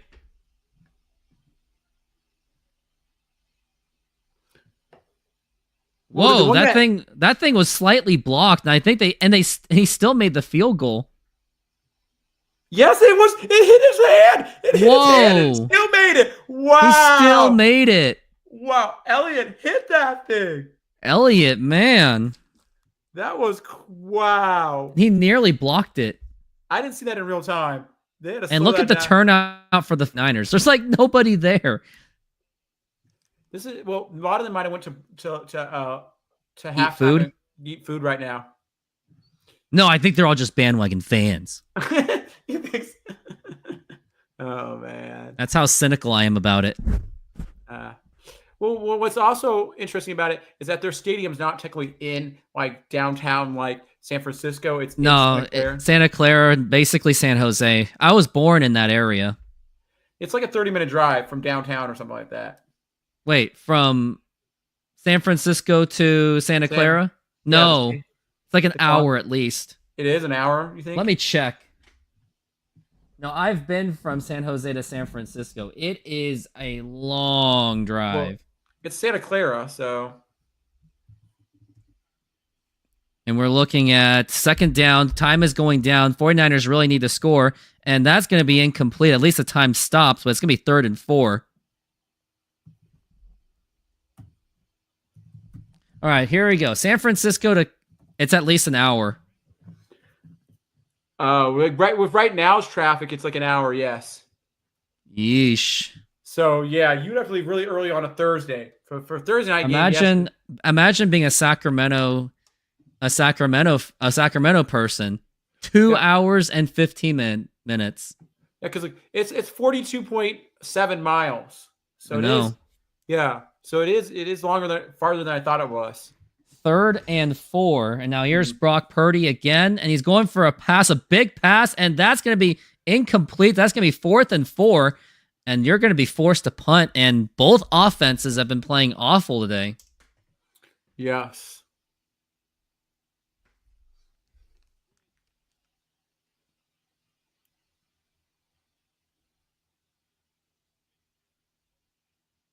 Nothing's really going well for both teams. They both got their field goals, though. But it's not really saying much. Yeah. Well, I would like this. I would like it to stay 3-3. I'd like it to be tied. as Seahawks fans, we want them to tie. That's the best case scenario for us in this game.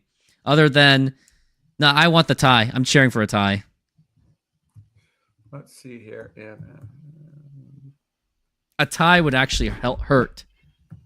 It would still help us, but let's see. There's the. I mean, Rams winning would be helping more as long as the Seahawks at least maintain their good play.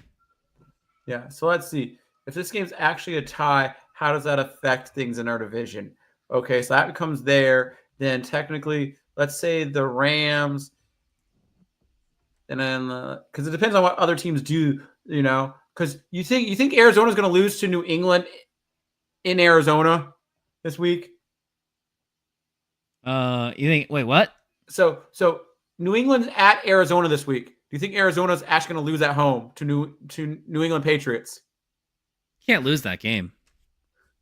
And now we got Rams got the ball back. They have a chance to at least maybe get a field goal out of it. 29 seconds left in the half. Here's Stafford going for a short pass, number 17, and he's going to get at least 8 yards, but the clock is still running.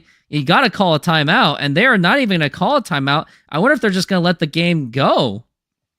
And I think they are just going to let it go. I would have gone for at least one more thing, but they do get the ball at the second half, so... Next week, the Rams play the Jets next week. And then San Francisco goes, but it's Jets, they have to go to New York to play the Jets, the Rams do. And San Francisco has to go to Miami and play Miami. Miami could give them a game. So let's say Miami beats San Francisco. Let's say the Rams beat the Jets. And then next week, who do you have? Arizona's playing Carolina in Carolina. Let's say Arizona wins that game. So you're saying Arizona wins their next 2 games. That tie is a tie. Let's say the Seahawks basically beat Green Bay, but they lose to let's say the Vikings. They split those. Let's say they beat Chicago. Then let's see what happens.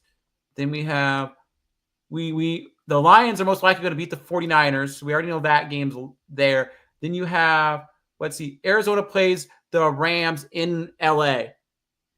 Who wins that game? Arizona or LA? I think LA wins that game. So then you basically go into. And then we should probably look at the playoff picture for all teams, and let's do a prediction for halftime between all 3 teams, and let's see where they go. So here's the thing. There's a thing on ESPN called the Playoff Machine Predictor thing. It'll actually do the math for you. Oh, let's generate it for me. Yeah. So I already have it set up here, so I can just tell you once we say the games. I can do all the games every week. Okay.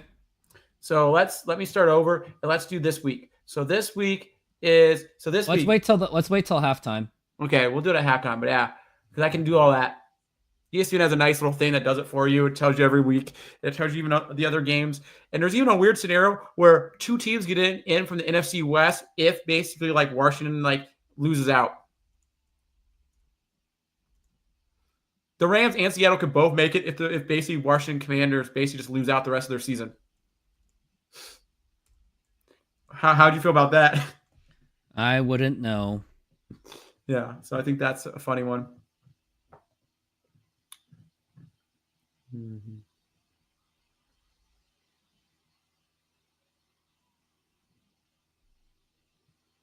Oh, let me play a commercial.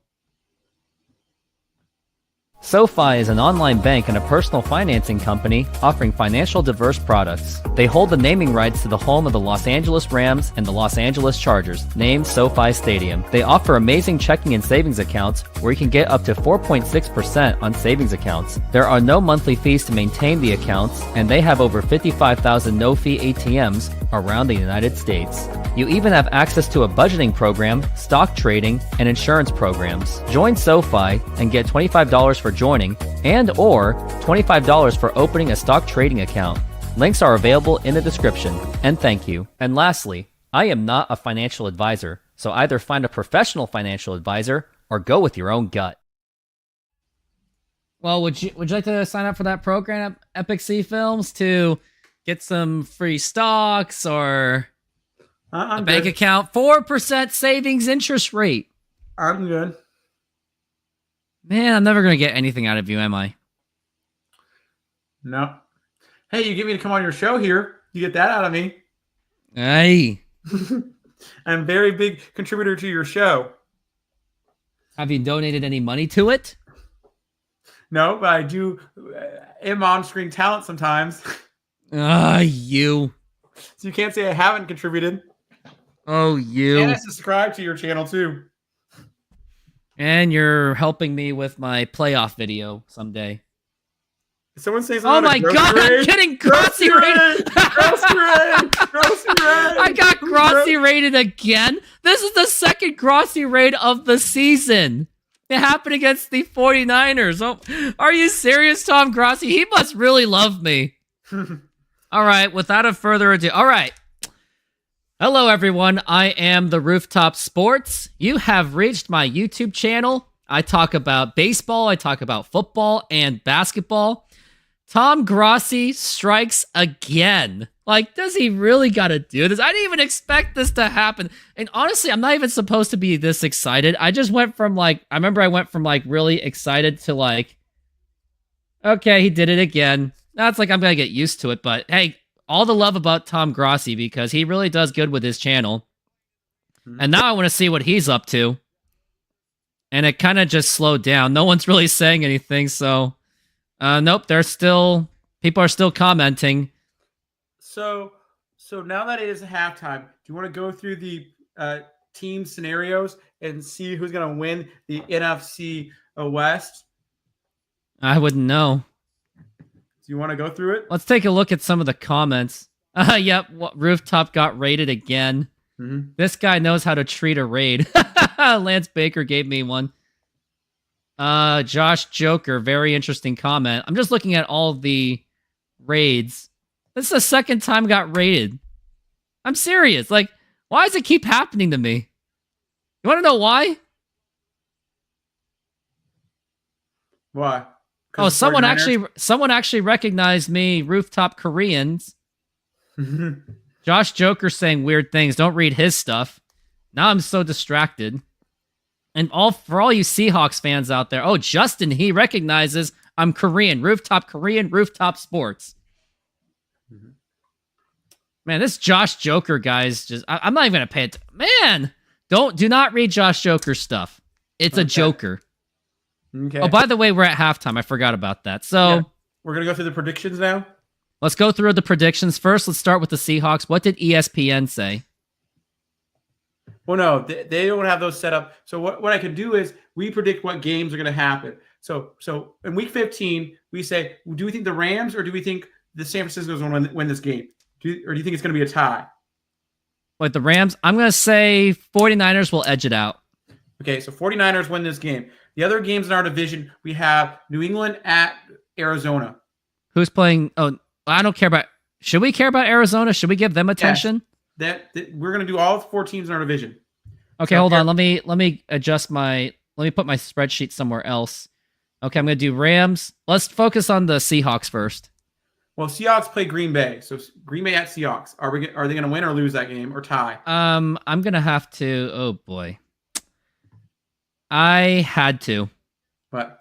I had to delete the guy's comment because he was just extremely inappropriate. Okay. So... Lucas, I did. I had to do it. I could not let him do that. Okay. Josh Joker was a joker. Okay. He was a complete troll. Thank you, Lucas, for pointing it out. Sleepy says, that raid was funny and unexpected. I just started seeing so many comments. You know what's crazy, Sleepy? This is the 3rd time I've been Grossi raided. Mm-hmm. Yeah. Wasn't I here for one of the other ones too? Yeah. I think you were just so oblivious to it. And when I came back, because I was eating dinner, I was like, what's this? Tom Grossi? Yeah. So we're going through the games. So we have Green Bay at Seattle. Will Green Bay or Seattle win? Because that's this week. All right, let's talk about it. Okay, let's go back to Seahawks. Where are we? So this is the halftime show. We're talking about predictions for our entire NFC West. So let's go over Seahawks. So what did ESPN say? Because I say we're going to edge out a victory against Green Bay. I think that too. So let's say the Seahawks win that game. Okay. But what did ESPN say? I don't know what ESPN says. I can look at the odds. Okay, forget it. Okay, so you think they're going to win that game, right? Yes, and I think Arizona is going to beat New England. Let's focus on the Seahawks first. Versus Vikings, I'm going to say they're going to win, but barely so. You think the Seahawks are going to win? Barely. I have a feeling they've lost to Sam Darnold before. I don't know. I feel like one of those games are going to win and one of those games are going to lose. I don't know which one. Between Green Bay? Between Green Bay and Minnesota, I think we're going to win one and lose the other one. Let me look up Sam Darnold's record against Seahawks. He's 1-1. Yeah. He beat them when he was at Carolina. This was in 2022. So, you know what? Actually, I'm going to second guess that. Actually, I don't know. It's going to be tough. I'll say they'll barely win because they have the momentum. So, what do you have against the Bears? I have them losing to the Bears. I have them beating the Bears. So, you have them at 11-5. Well, I think they're gonna lose to basically the Vikings. So you think they're gonna just lose to the Vikings? And how about the Rams? I think they're gonna beat basically the Seahawks are gonna beat the Bears, and then we have the last game of the season. Well, it depends on what the Rams do. San Francisco, we think is gonna beat the Rams. Then we're gonna say the next week the Rams have to go play. Who do the Rams play next? Well, let's see. The Rams play the Jets. They're going to beat the Jets in the Jetsville. I think they're going to win that game. So then you go to week 17. The Rams are going to play the Arizona Cardinals. So it's Arizona at LA. Does Arizona beat the Rams? Arizona. Are we? Okay, let's go with the Rams. I'm going to say they lose to the 49ers for this game. That's my prediction. So they're going to lose this game. They're going to beat the Jets in the next game. You think they're going to beat the Jets next game? Are they at Jets? They're at Jets. And Aaron has not been playing good this year. Yeah, let's do that. So they'll be 8-8. You say they're going... did you say beat the Rams or... Did you say beat the 49ers or lose to 49ers? No, 49ers are going to win that game. They're going to lose the 49ers. And then Jets will win, so that'll make it 8-8. Who are they playing? Are they playing the Cardinals? They play the Cardinals the next game. At home? Yeah, LA has a home game. Okay, and so that's going to be 9-8. You think they're going to beat the Cardinals? I think they'll beat the Cardinals. They'll beat the Cardinals. And I have them beating. Wait, hold on. So 7-8. So 8-8. That would make them 9. That would make them 9-7 going into the last game. That would make us 10-6. If we win that game, we make playoffs. Hold if we on. lose that game, we would be out of playoffs. At 49ers, we have them losing 7. And you say they're going to beat the Jets. The Rams are going to beat the Jets. The Rams are going to... Wait, let me... Oh, they're 7-6. That's what it is. Yeah. Mm-hmm. All right, 7-7. Then they'll be 8-7. Yeah. And then they'll be... I'm going to say 9-7. They're going to beat the Cardinals. Did you say beat the Cardinals? Yeah. So we're about pretty much on the same page. And for the Seahawks, you're going to have them 9-8. And you have them losing to the Seahawks. No. See, I have them beating Green Bay. I have the Seahawks beating Green Bay. I have the Seahawks losing to Minnesota. I have them beating Chicago. So that'd make them 10-6. So the last game of the season would basically be the tiebreaker game for them. Where and if do they you have them beating the Seahawks? Because I do. What, the Rams? Yes. If it depends. You know, with the momentum the Seahawks have, that game's a toss-up. We usually do struggle. If we end up with our same struggles, we would lose that game if we end up with our struggles. And what would be ridiculous about this is that if we lost that game, look at this. If we lose that game, the Rams would be in and we'd be out. And we'd be both 10-7. Yep, that would be brutal. So that'd be the tiebreaker game, which would be the last game of the season. But then you also got to worry about, okay, well, where's Arizona? Well, most likely Arizona is going to beat New England. I'd say they're going to beat New England. Arizona plays the Panthers. They're going to beat the Panthers. They're going to lose to the Rams. And then basically what's going to happen is the last week of the season, the Arizona Cardinals play San Francisco. Who wins that game? It's San Francisco at Arizona. Is that the next game? That's the final game. So they're at Cardinals? They're at the Cardinals. What's the next so the first game, so this week Arizona plays New England. It's New England at Arizona. So that's this week. Oh, we're doing Arizona or 49ers? Arizona right now. Yeah, let me. Well, it looks like the half is pretty much already over, so we're going to have to do this on each commercial break. So, next commercial break, let's do the Cardinals. And then the commercial break after that, we'll do the 49ers. Mm-hmm. But, man, this is going to be tough just looking at this. But I think that Bears game is what's going to kill them. And we are going to kick off going into the third quarter. And I just want to give a shout out to Tom Grossi for giving me a raid. And the best part of it was I didn't even ask for a raid. Well, so the three of the Rams' last 4 games are against division rivals. And that's a really interesting thing. But now Rams have the ball. But you know what's interesting? We have to bank on our division rivals beating the Rams to help us make the playoffs. And it's not like it's like what's in it for them kind of thing, is it? It's like we need the 49ers to win today. We need the Arizona Cardinals to beat them later on in the season, and we basically make it the playoffs. Now we are looking at 1st and 10, going to be handed off to Williams, and that's going to be barely anything. That's the saddest thing. We need the Rams to lose twice to division rivals, and we basically have an easier way to make the playoffs. And that's sad.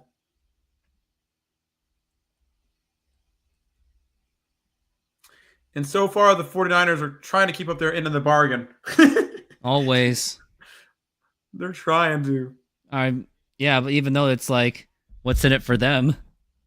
Well, if they win out the rest of their season and the Rams and the Seahawks both lose the rest of their season, guess what? The 49ers are in. 2nd and 7, and now here is another handoff to Williams. And that is going to be, he's going to be down. It's going to be 3rd down. They've been running it more than ever. Mm-hmm.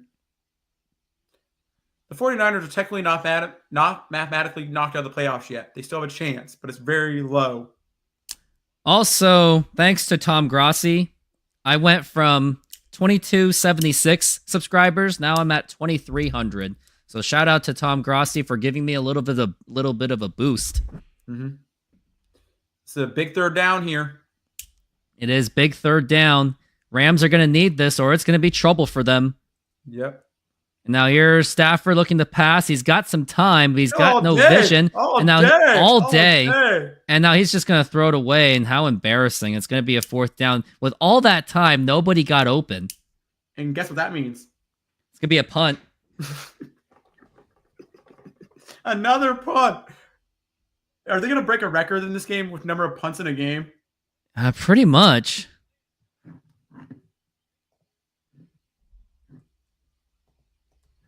Let me look this up.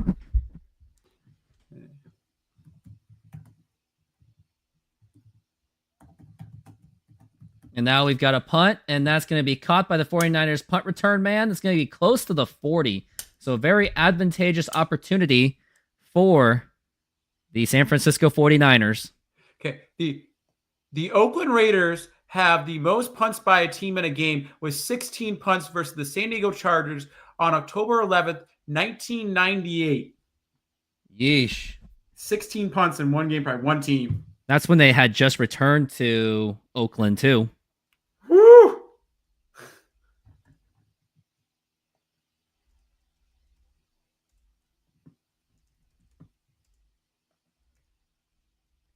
And now we got a handoff to your running back, and he got a big one. That's going to be at least 8 yards.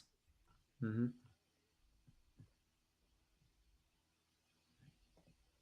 They're saying there's some Chicago Bears games where they had 17 punts and Green Bay Packers had 14 punts. So there's been like games where there's been like 30 punts in a game. Yeah, there was also a game in 2007 where it was just a punt fest. It was between the Pittsburgh Steelers and the Miami Dolphins. Yeah. So there's quite a bit of craziness ones. Yeah. As we have just got in a 1st down for San Francisco, and San Francisco is moving the chains. That's good for us. And that's good for my running back. Mm-hmm.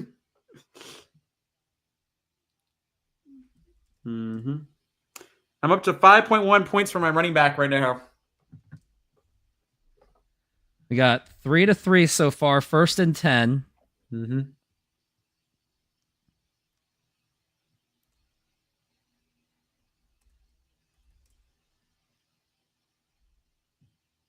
And now here's Purdy looking to pass. He's going to go to Isaac, and he's going for a big one, and that's going to be a 1st down, and that will be quite a bit of a boost for your fantasy football team. Let's see how many points that got you. Woo! I think you're close to 10 with this effort. 5.4, they say. Yeah, that's only 0.3 more, but still, I'm like still getting 5 points. That's not bad for a backup like rookie. I think he's a rookie.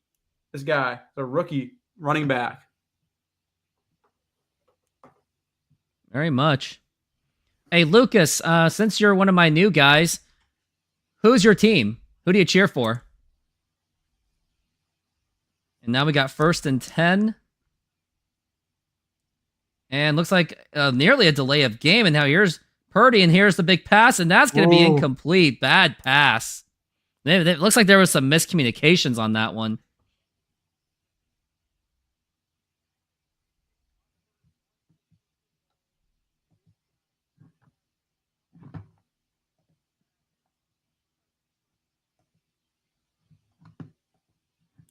Yeah, because what I'm seeing here for punts is I think the record is 31 punts in a game.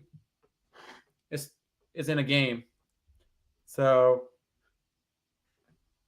and we're like at I don't know, half that. 2nd and 10. And Purdy, they are now in territory. That's going to be caught by George Kittle and nearly gets the 1st down. Now I just got to barrel it through. Let's give it to the Isaac man.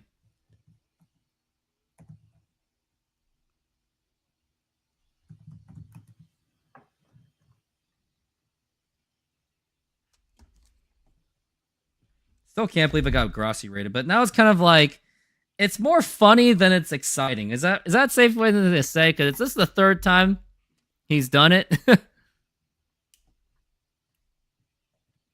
You're saying there's at least 11 so far, so we're like a third of the way there on punts. And now we're looking at 3rd and 1. It looks like it was a quarterback sneak, and that's going to be a 1st down. Sweet. And it's hard to believe that we are cheering for the 49ers, but it's because it's all situational. Oh, technically, Isaac is up to 7.5 now points. So I might actually get 10 points from them, at least 10 points from them. Yeah, it'll be pretty decent. Yeah, because the guy I used to have, there's some guy, Allen, from the Jets. Last week, yeah, they're not as good. So I'm like, this backup guy is actually pretty good. Now here's Purdy, and that's going to be caught by Isaac. Not going to be much there. But at least it's a catch. It is a catch that gets you 1 full point. Every catch gets you a point. Yeah, that's it really true. does. So even if it's not many yards, a catch is better than a run. Unless it's a touchdown.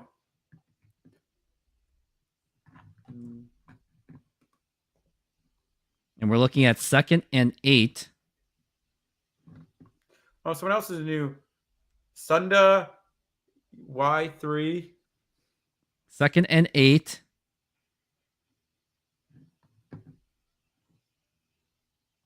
And it's going to go to the running back again, and they're really giving him some work. Mm-hmm. That'd be crazy if it's only field goals and punts in this game. No touchdowns. Unfortunately, that Twitch guy was a scam. I checked his profile. I'm getting all these scammers.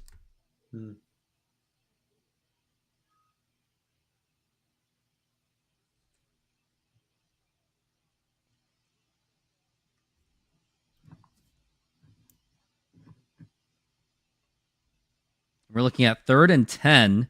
5 seconds left on the clock. Now here's Brock Purdy.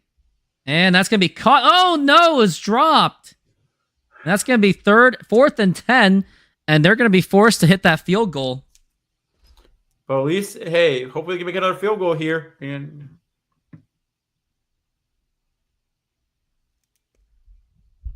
he had it. There was no one there tackling him or nothing. Wow. He was open. Pressure got him. Really did.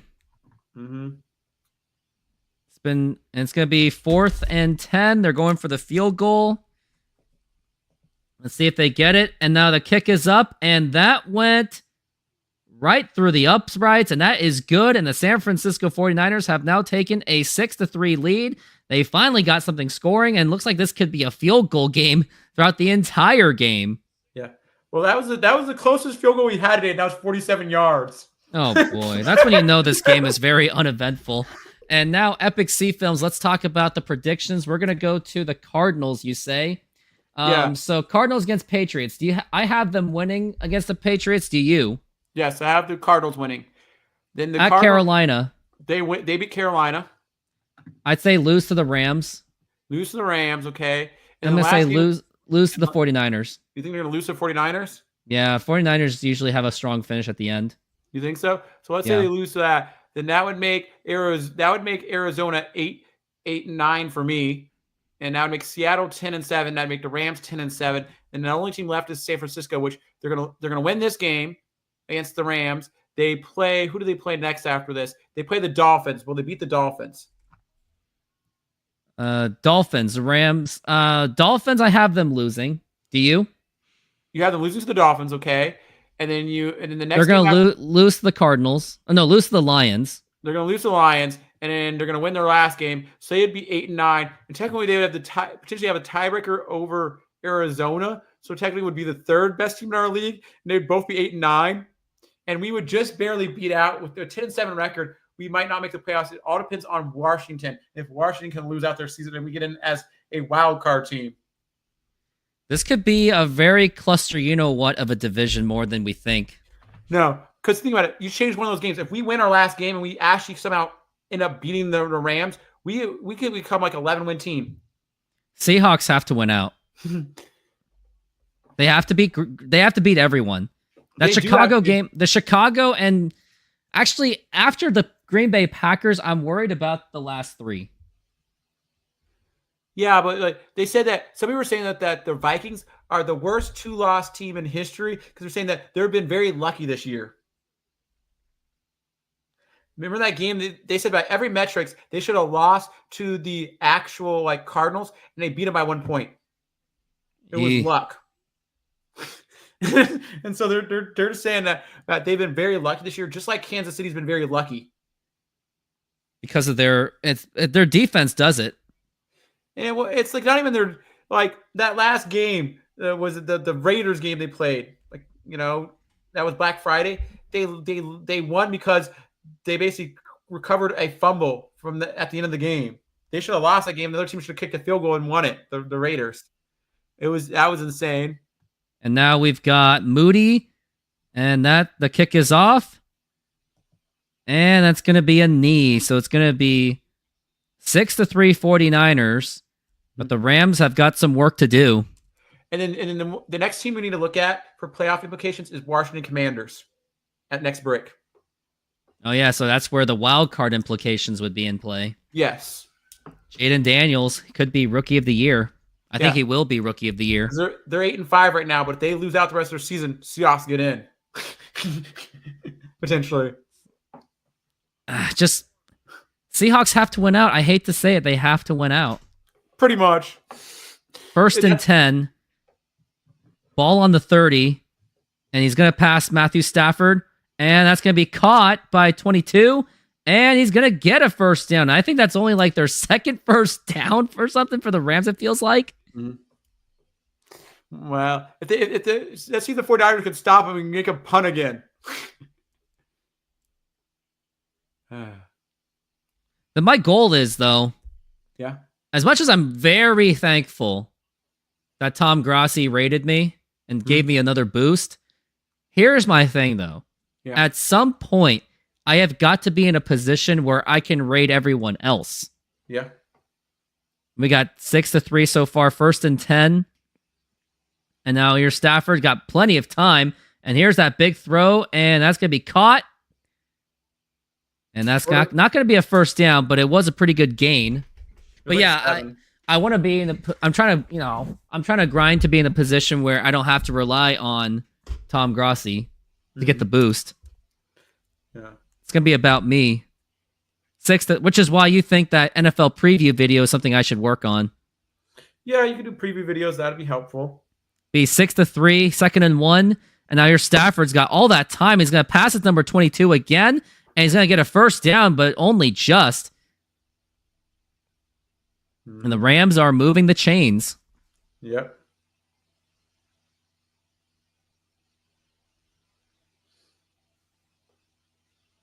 Yeah, look at their last game against Buffalo. They scored 44 points. Only have 3 tonight so far. Only 3, you say? Yeah. The third quarter is like halfway over. Pretty much. And we're looking at 6-3.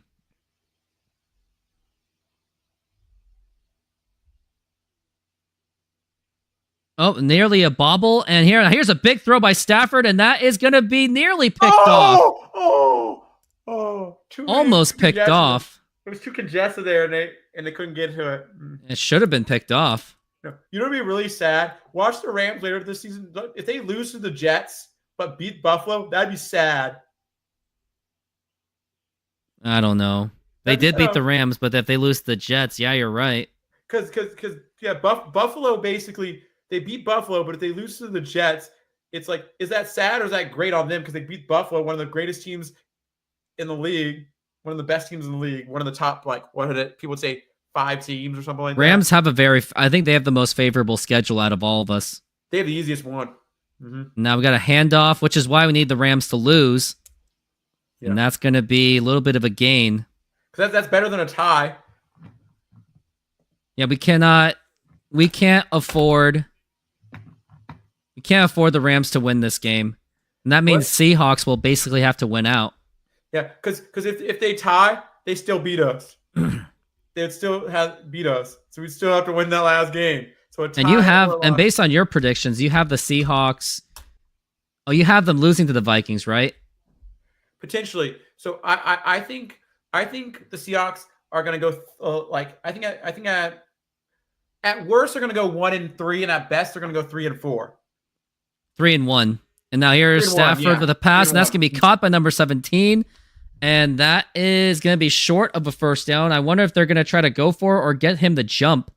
Yeah, because you get what I'm saying is I assume they're at least going to go at least win 1. And if they do the best they do, they're going to do 3. And I think if things go all very well for the Seahawks, they'll win all 4. That's like their best case scenario. Because you really think they're going to lose all 4 games? I doubt it. So they will at least be a 9-8 team again, at no worse. 4th and 1, and looks like they are going for it. I wonder if this is just going to be a jump thing. They might go for it. No, they're going for it, and Stafford moves forward, and that's going to be a first down. That's going to be a fresh set of downs for the Rams. Mm-hmm. I remember one fantasy year I had Matthew Stafford and I had Megatron, and that was a great combo. Well, you had that as your fantasy combo? Yeah. When was this?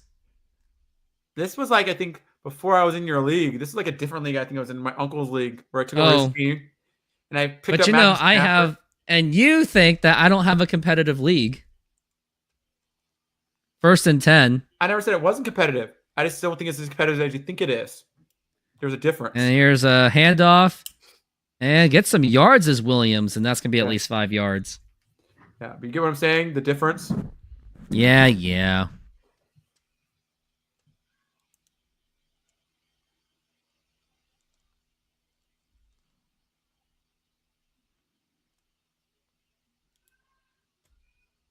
As we are looking at 2nd and 5. Yeah, my running back has 8.5 points so far. Stafford has a running back right behind him. Cooper Kupp on the motion. Hasn't really done much for the Rams. Man in motion again. And that's going to be a flag. Flag's going all over the place. It'll be a false start. Ooh, that's big. That is huge. Because that now puts it almost in a passing. What down was that? First? I think that was first. So it was first. Yeah. That's going to be 2nd and 10. Okay. 3:40 left. And the clock has been going fast. And that's what happens when you keep running the ball. Mm-hmm. And we're looking at 2nd and 10.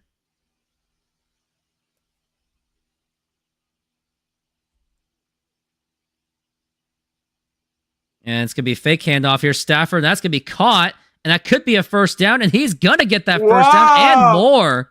Wow. Big ones. Yes, that was huge.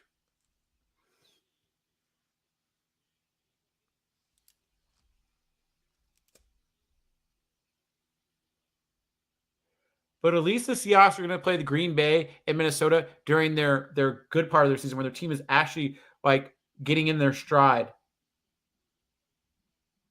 Because when we played them like 5 weeks ago, would you have been excited for the games? I don't know. It's going to be 1st and 10. Yeah. 2:40 to go. Man in motion. It's going to be another handoff to Williams and maybe about 2 to 3 yards. Maybe 4 if they're lucky. Yeah. Because I feel like a few weeks ago, people would have been more nervous of them going up against Green Bay and Minnesota. But I think now we're in a better spot. But Vikings are going to be tough. We're looking at 2nd and 6. Yeah, but the Vikings can't be that good. Arizona almost beat them. Yeah, but things happen. Yeah. As we are looking at 2nd and 6. We've got a man in motion. And it's going to be handoff to Williams. And that's going to be not a first down. It's going to be like 3rd and something. I saw a player wearing that padded cap on their helmet. San Francisco got a player with the padded cap. Oh, did he? Yeah. There's 49ers defense touchdown allowed on last 13 red zone drives. Longest streak. Well, let's see if they can hold up today. 3rd and 5. This is going to be huge on both sides. And now it's going to be handoff to running back number 23. And Williams gets it. And that's going to be another fresh set of downs. And the Rams, they are punching it through. Wow. If you're a Seahawks fan or if you're the Seahawks, you're getting a little bit nervous. Well, Sean McVay is supposed to be an offensive genius. That's where his specialty is. He is a genius. On the offense. He's not the greatest defensive of coach, but he's a great offensive coach. Guess so. As we are looking at 1st and 10. 40 seconds left in this quarter. And now handoff to Williams again, and he's elusive this time, and he gets about 6 or 7 yards. Mm-hmm.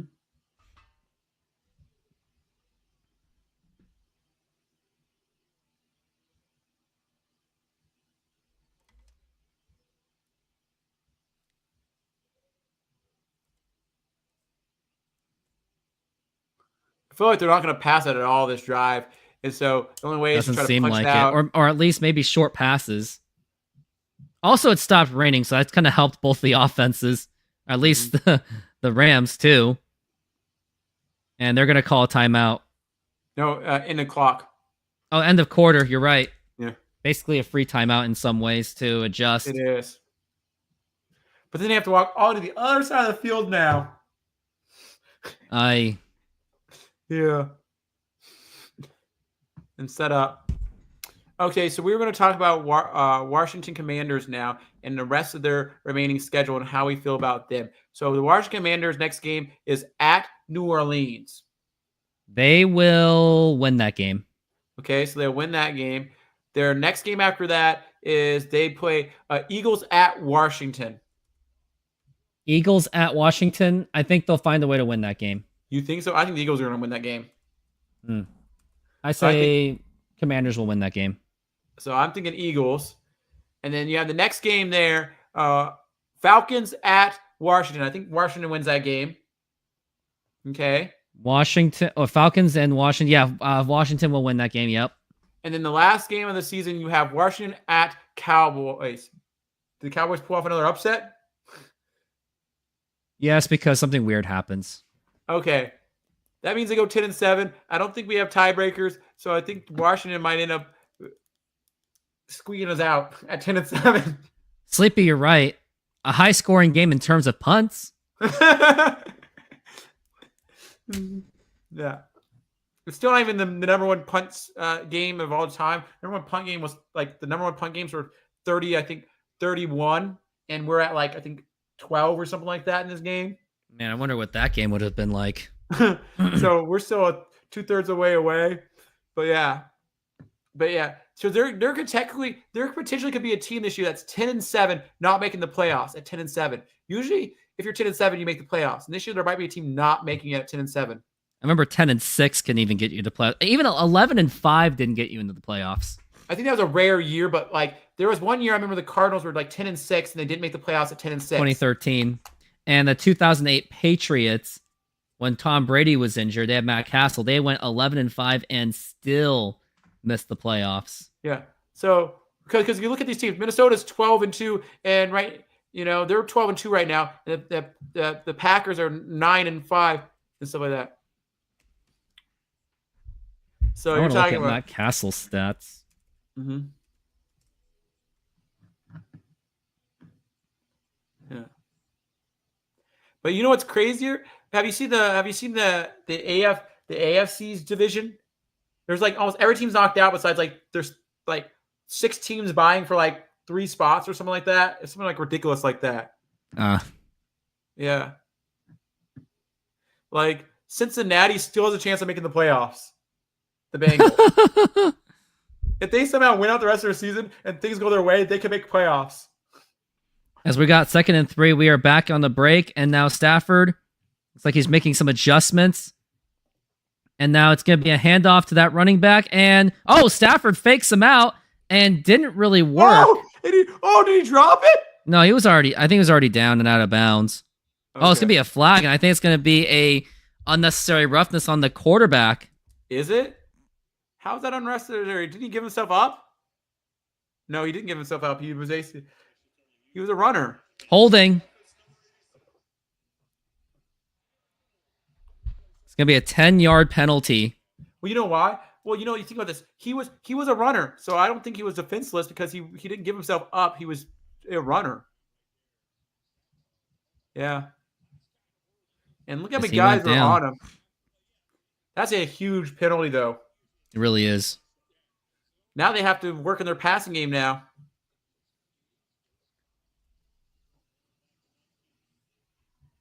With 0 touchdowns through 3 quarters. First game in series history. They haven't scored a touchdown. We're looking at 2nd and 11. That's what's right.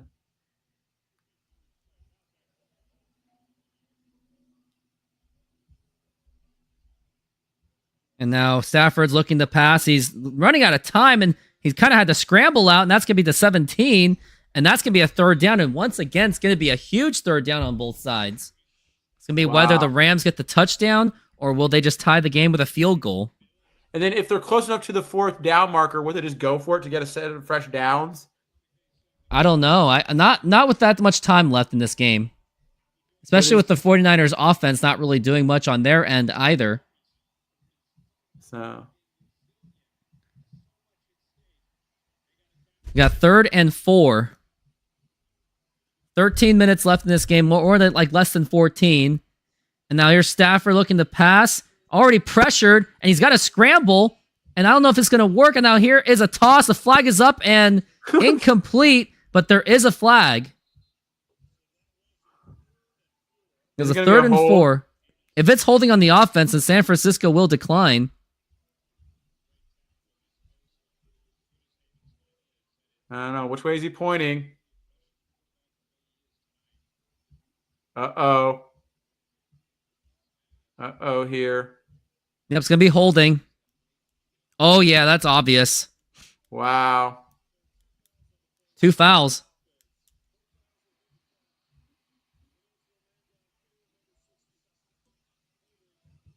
Yep, everything's declined because they're going to take the 4th down, which means the Rams have got to do that field goal again. Wow. And they had all this momentum and then it got pushed all the way back. And now it's like a 30-yard field goal because of this. They used to have a chip shot. Now it's a 30-yarder, 35-yarder now. 4th and 4. Mm-hmm.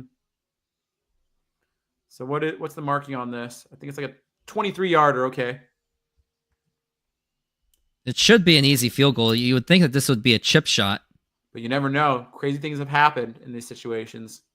4th and 4. 13 minutes and 41 seconds left in the quarter and the game. Waiting for the field goal. The snap. The kick. And that is right through the uprights and good. And this game has been tied by the Rams. And it's going to be up to the 49ers to rebound to try to score once again. And safe to say that this has been a field goal type of game.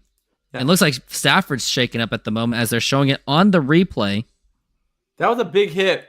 He still looks fine, but that was a big hit, though. He still looks like he's in pain. And I'll be right back because I got to run to the bathroom. Okay. And I got an ad to play.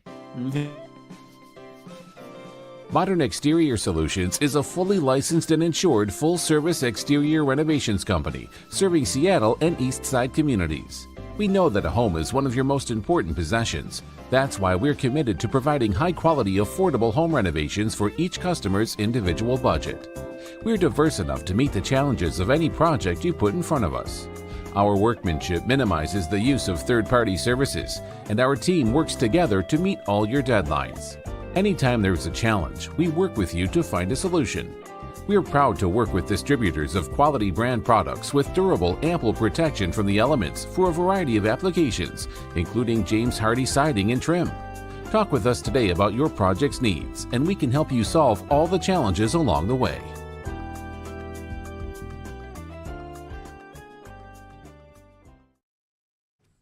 Okay, so some other playoff implications going on around in the league is we have Tampa Bay and Atlanta. Who do you think is going to win that division? The NFC South. Well, let's go. Tampa. Oh, random question. He says, would you either... I wanted DK traded for the 2022 season because when they traded Russell Wilson, I thought they were headed towards that direction. But the thing is, what can you really get out of DK Metcalf? Because you're kind of in a crapshoot. Because, yes, Geno Smith has... Here's what you got to consider. Okay, here I'll say this. If the Seahawks don't re-sign Geno Smith, then yes, I agree, trade DK Metcalf. Andrew Nguyen says, who's ready to shred some cheese? You would hope so, but Packers will be a tough team. And Epic Sea Films, why don't you answer the DK question? I think we're not going to trade DK. DK is such a big part because he distracts defenses from other receivers that we have on our team. So that really does help us, and that's a big part of it. I know DK can sometimes get himself in trouble. I think he's calmed down on him acting out because a couple years ago he was acting out a lot, and that's why people wanted him traded. It wasn't like he was playing bad. It's just he wasn't getting enough touches that he wanted. And the kick is... Oh, what kind of a kick was that? Still going to be a touchback. Yeah. But every team has a big receiver on their team, like a big-bodied receiver like that on their team. Who doesn't have someone that they can go to on like every play? Most teams do. I can name like half the teams that have some big-name receiver, you know? Jamar Chase of the Bengals. Yep. Justin Jefferson's of the Vikings, you know? You know, a lot of teams have that player that's just their go-to receiver. You know, the Rams have Cooper Kupp. You know, he's a go-to receiver. Now they have Patua. They have two receivers now. You know, so now we got 1st and 10, and it's going to be to Deebo Samuel in about 5 or 6 yards. The Chiefs have had, they've had. They're tight end for years, you know? So you have I'm trying to look up Geno Smith's contract, which they did, by the way, restructure for cap space for the 2024 season. Geno Smith actually, he did make some adjustments on his contract to make him cheaper. Yeah, because if you take it as a bonus and instead of as salary, it doesn't hurt the salary cap. Geno Smith is actually still in contract for the 2025 season. Yes, and we can decide if we want to opt out of him or not. But I think at the rate we're at, I think they're gonna opt in. They're gonna opt in and keep him for another year. But I think they should draft a quarterback for the next draft if it's a good class, which I don't think it is. No, and we're not going to have the Seahawks are not going to draft one because they already have Sam Howell as their backup that are training to But get I into don't that know about situation. Sam Howell. I don't know if you can trust him. You never know, you know. By the way, 1st and 20, they just lost 10 yards. But if our defense is good enough, we don't need a great offense to make our team win. Still want the offense to give you on the edge. Now here is Purdy. Oh, batted down. Yeah. And that's going to be 2nd and 20. Yeah.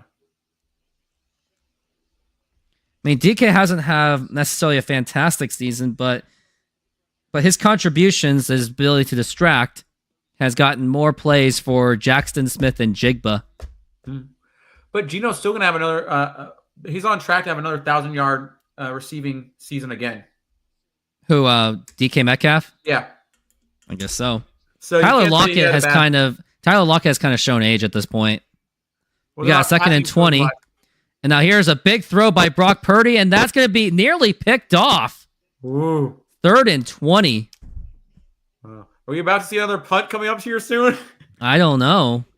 Yeah. Mm-hmm. Like you go to like Miami has Tyreek Hill. I'm trying to think of other teams. Like it seems like every team has like a big receiver. It's like if we get rid of him, who are we gonna get in return? And is there any better big receivers we can get? And do we get him and then we trade him for something else? Like would you want to? Okay, here's an interesting thing. Would you want to trade DK to get 2 better linemen, offensive linemen? I don't know. Would It's you going to do be that? 3rd and 20. Oh, they're just going to hand it off and not going to really get much, but Isaac actually, he nearly got the first down. Whoa! He barreled his way, nearly got it. Wow. At that point, that was just to set up for punt. But that was 17 yards. That's good for my Really fantasy. was. That's crazy. I'm just saying that's crazy to think. As we're looking at a 4th and 4. Yeah, that's a tie. We want a tie is what we want. Well, no, technically the best situation is if the San Francisco wins. It's not if they tie. San Francisco winning, I guess, huh? Yeah. Because San Francisco has a tougher schedule. And we have the tiebreaker over San Francisco. Yeah. Based on our schedules, we have the tiebreaker because they technically couldn't really because what happens is tiebreaker is who won more games against each other, and then we've split both games. Then after that, you know where it goes to after that? It goes to division record. Then after division record, it goes to conference record. Hey, Andrew Nguyen, which other Seahawks YouTubers do you follow? And do you also follow Mariner YouTubers? Because actually, this page really does prioritize a lot on the Mariners, but I do try to mix it up when it's not Mariners season to talk about Seahawks, NFL. I've even done NBA content. I've done NBA content. Yes. And I don't know if you knew this, but we also do fantasy hockey. We do fantasy hockey. Let's list everything that I do.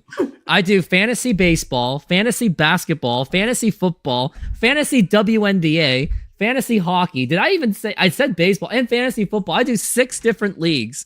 So every single month I'm hitting my phone for something on fantasy related. Mm-hmm.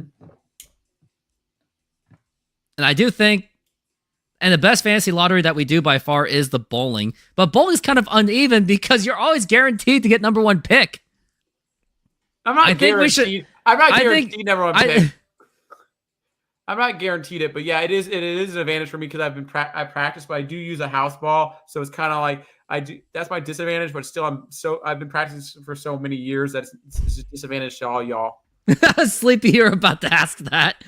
Andrew Nguyen. So Norbcam, yep, I think he's the most popular Seahawks content creator. I've met him at least a couple times. Locked On Seahawks is basically a corporate run kind. Hawks Nest, never heard of them much. Brandon Nelson, I've heard of him. I actually followed Brandon Nelson on his very OG days when he was making fun of Alex Smith back in his 2007 season. I remember that.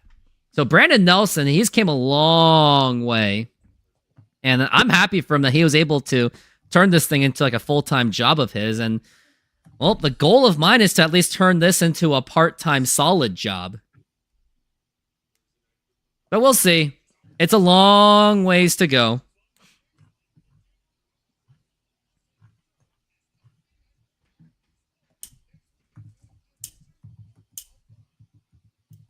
Next week's going to be Broncos. Will be doing that game as well. Yeah. I don't know if you know the I don't know if you know the YouTube channel Chat Sports.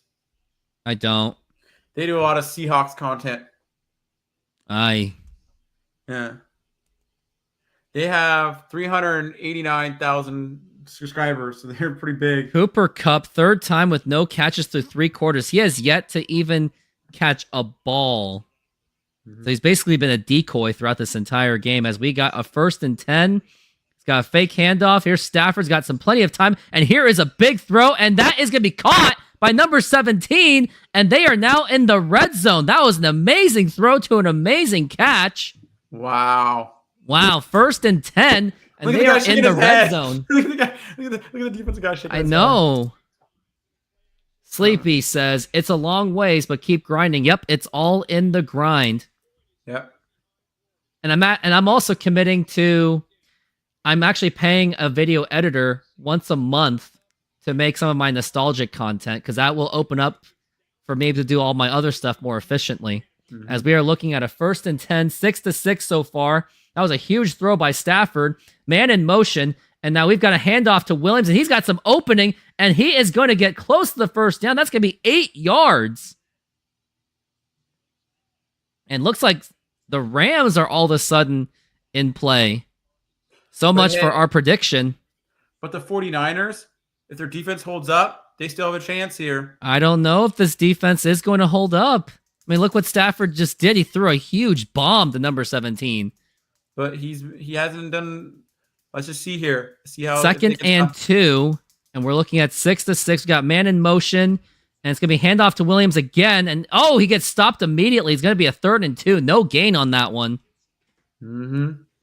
Big 3rd down. See, like I said, it's gonna be huge. There hasn't been many punts in the second half.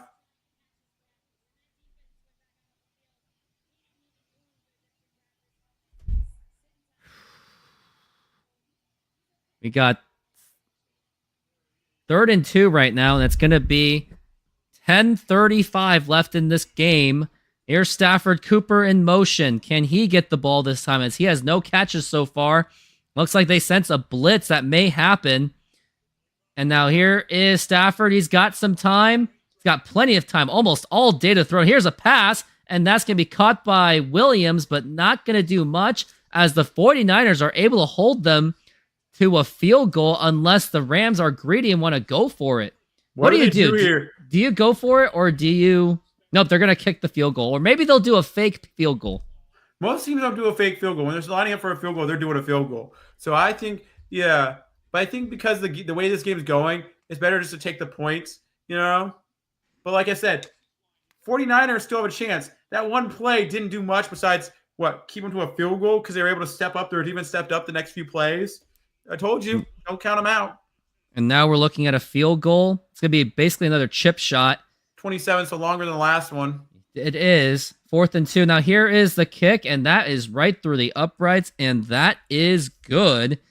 And the Rams have now taken the lead to make it 9-6. No touchdowns so far. Take me to that, Epic C Films. No touchdowns. Well, both teams, I think this has been more of a defensive game than an offensive game. But I think one thing I noticed in this game is the teams are not being risky enough on their passing. They're being too conservative with just running the ball. The more you're conservative with running the ball, you might not have as many explosive plays because you can move the ball a lot quicker through the air than you can through the actual running. Yeah, and that's what I would say. But we were talking about earlier during the other break. It was about the Tampa Bay versus Atlanta and who's going to win that division. Well, we didn't really look at their games they're playing yet. Remember that? We didn't, but we'll look at it after. Give me about 25 seconds. SeatGeek is a mobile ticketing app for sporting events, concerts, and other events. They make the buying experience easier by the app ranking each ticket from 0 to 10 to see if you are getting a good deal, and you can see exactly where you are sitting. I regularly use that app, and I have had nothing but a fantastic experience with SeatGeek. Use my promo code RoofTopSports to get $20 off of your first purchase. Link to the code, app, and website will be in the description, so take advantage, and thank you. So I think we should first go through Tampa Bay. Tampa Bay. Yeah, and so Tampa Bay's game this week is they played the Chargers. Do you think they're going to beat the Chargers? It's Who's at home? LA. LA. Chargers are winning that game. So Chargers are winning that game. The next game you have is you actually have where are Tampa Bay? Tampa Bay is playing. They're playing the Cowboys in Cowboys. Lose. They lose that game. Okay. The next game they go up to is Tampa Bay plays at home. They play Carolina. Win. They win that game. And then the next game they have is they play at home. They play New Orleans Saints. Win. Okay. That makes them 9-8. Now let's go to Atlanta. So Atlanta now is basically, let's see this week who they play. They play the Raiders in Vegas. Win. Okay, they win that game. Atlanta's next game. Who does Atlanta play? Let's see. I'm trying to find Atlanta. Which one is the Atlanta game? Atlanta plays. Okay, they have a home game and they play the Giants. Win. Okay, they win that game. And then Atlanta, let's see. Where is the Falcons? They play Washington at Washington. Lose. Okay, and the last game they played Carolina. And hold on, they're bringing the ball out for the 49ers, and they should have stayed and took the knee. What's up? Well, the last game is basically Atlanta has a home game. They play Carolina, so Atlanta, they win that game. That means that Atlanta would basically have the tiebreaker over Tampa Bay, and they'd both be 9-8, and Atlanta would get in over Tampa Bay. And your Baker Mayfield would not get in. If things happen that way. Brown should have kept him. But they would have missed the playoffs. Look at Atlanta would win with Kirk Cousins. As we got a 1st and 10. So, that is insane, though. 9:22 left in this game, and now we got a handoff to 49ers running back Isaac, and he gets maybe a yard. I don't even know if that's going to even count as a gain. I think that was a yard. Maybe. Mm-hmm. Yeah, let me go here and find out what. Oh, I've gotten 10.1 so far from Isaac. Is that good? Yeah. For a running back? Not the 30 points performance that we got last time. No, he was 26 last week, yeah. But still, 10 is not bad. I actually wonder if San Francisco is going to try to eat up as much time as possible, and they should. Got 2nd and 9, but they still should pass once in a while. And Purdy is going to pass. He's got some little bit of time, and that's going to be caught. Woo! And that is going to be a first down. Oh, he almost sat on him. I know. That was crazy. The guy got up too quickly before the other guy was gone. He really did. Is that Witherspoon related to the other Witherspoon? I don't think so. You don't think so? No. You don't think they're brothers? No. You never know nowadays, these people who's related. You really don't. Yeah. And now we got 1st and 10. 8 minutes, just above 8 minutes left.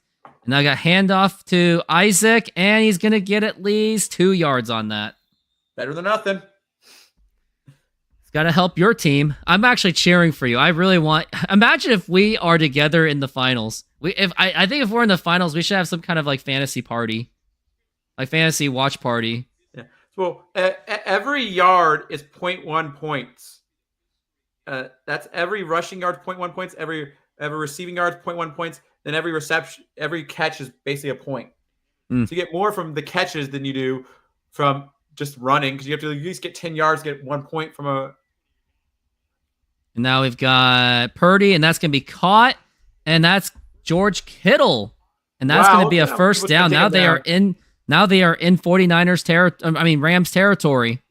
I know. You see all the people trying to take them down, like. And they are trying to eat the clock as much as they can. And again, they really should. Yeah. Yeah, because potentially the Rams are going to get the ball back with, 4 minutes or less on the clock at the rate they're going. Yeah, pretty much. So that's still quite a bit of time. If they get it with 4 minutes left, that's a lot. Got 1st and 10, 6:48 left. And we got fake handoff, and here's Purdy going for a big pass, and that's going to be incomplete, and I did not like that idea. Was that pass interference? No. Nope, Okay. no way.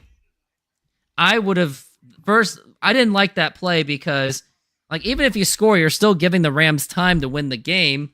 I would have just ran the ball or go for short passes if possible. But if you score, you are ahead. You are, And but then your then defense, and then you just have to bank on your defense. Because how much do you care about defenses? Do you care more about your offense or your defense? Do you want your defense. offense, And so, do you want your defense to win the game, or do you want your offense to win the game? You want your defense to win the game. Yeah. 2nd and 10, and now it's to Isaac, and he's going for a big run, and that's going to be all the way for a first down. Yeah, it's 10 more yards. It's another point for me. Another point, big time. I'm like, hey, this guy's still pulling out some decent points this week. He's supposed to have a broken foot this week. And he showed up for you. I know. This guy 2 weeks in a row. I'm winning because of this Isaac guy. Now you're really gonna know this guy after these 2 weeks. He literally, other than Jamar Chase, he literally bailed me out to get into the playoffs. And I got in at the skin of my teeth. Yeah. I think this Isaac guy is like only a rookie, and it's like crazy that they found this guy. 1st and 10, 6 minutes left.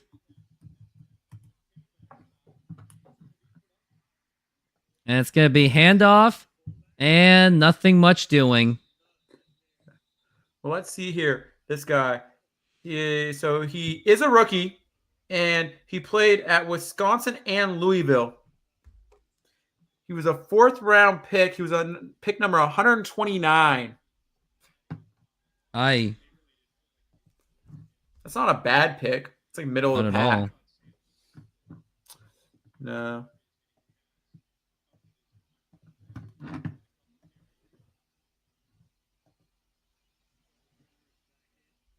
We got 2nd and 11.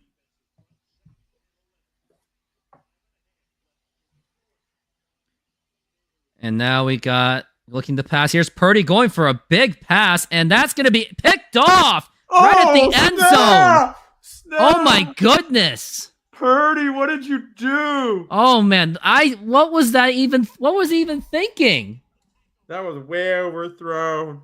I didn't think that was a good pass. I didn't think that was ideal. Take me to that. Like, do you think that was premature thing to do? I don't think it was a bad play call. I think it's just either he overthrew it or the other guy underran. So it could have been miscommunication, but still, I think the play call I thought it was a terrible idea. I don't think it was a terrible call. I think it was just execution of it. I still wouldn't have done it. You gotta continue just the run or the short game. It just wasn't necessary. But if your defense can hold up, get a stop, you're still in this game. Because 3 points down, you still have it. If Matthew Stafford messes up or something happens to the Rams, you still are in this game. Hey. It's not out of reach. It looks scary, but it's not. Oh, I'm scared. Now, if this happened to the Seahawks in a game earlier this season and their defense held up, they got the ball back and won the game. You have 11.5 points in fantasy football. I know. Isn't that crazy? And you're projected to actually blow this guy out. Well, now because of how well this guy played. Yeah. Well, no, I'm supposed to win by like 22 points almost. There's no competition for me. So, yeah.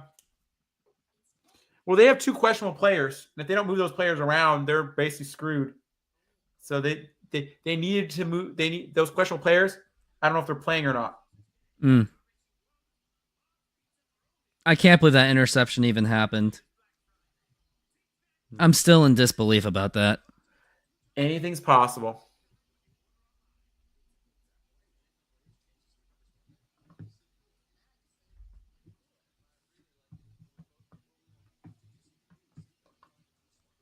Do you think Matthew Stafford actually sleeps on a sleep number bed? I don't know. I see these commercials, and half the time I don't know if these people actually use the products they're actually advertising. You know what I mean? I guess so. Like I heard something about what was it? I heard something about Jordans where Michael Jordan actually doesn't really wear Jordans. Or something like that. Have you heard that? No. It was something like that. It was like people yeah. And you know who made the worst tennis shoes ever? Who? The ball. Man, he had a guy open too. That was just not a good pass.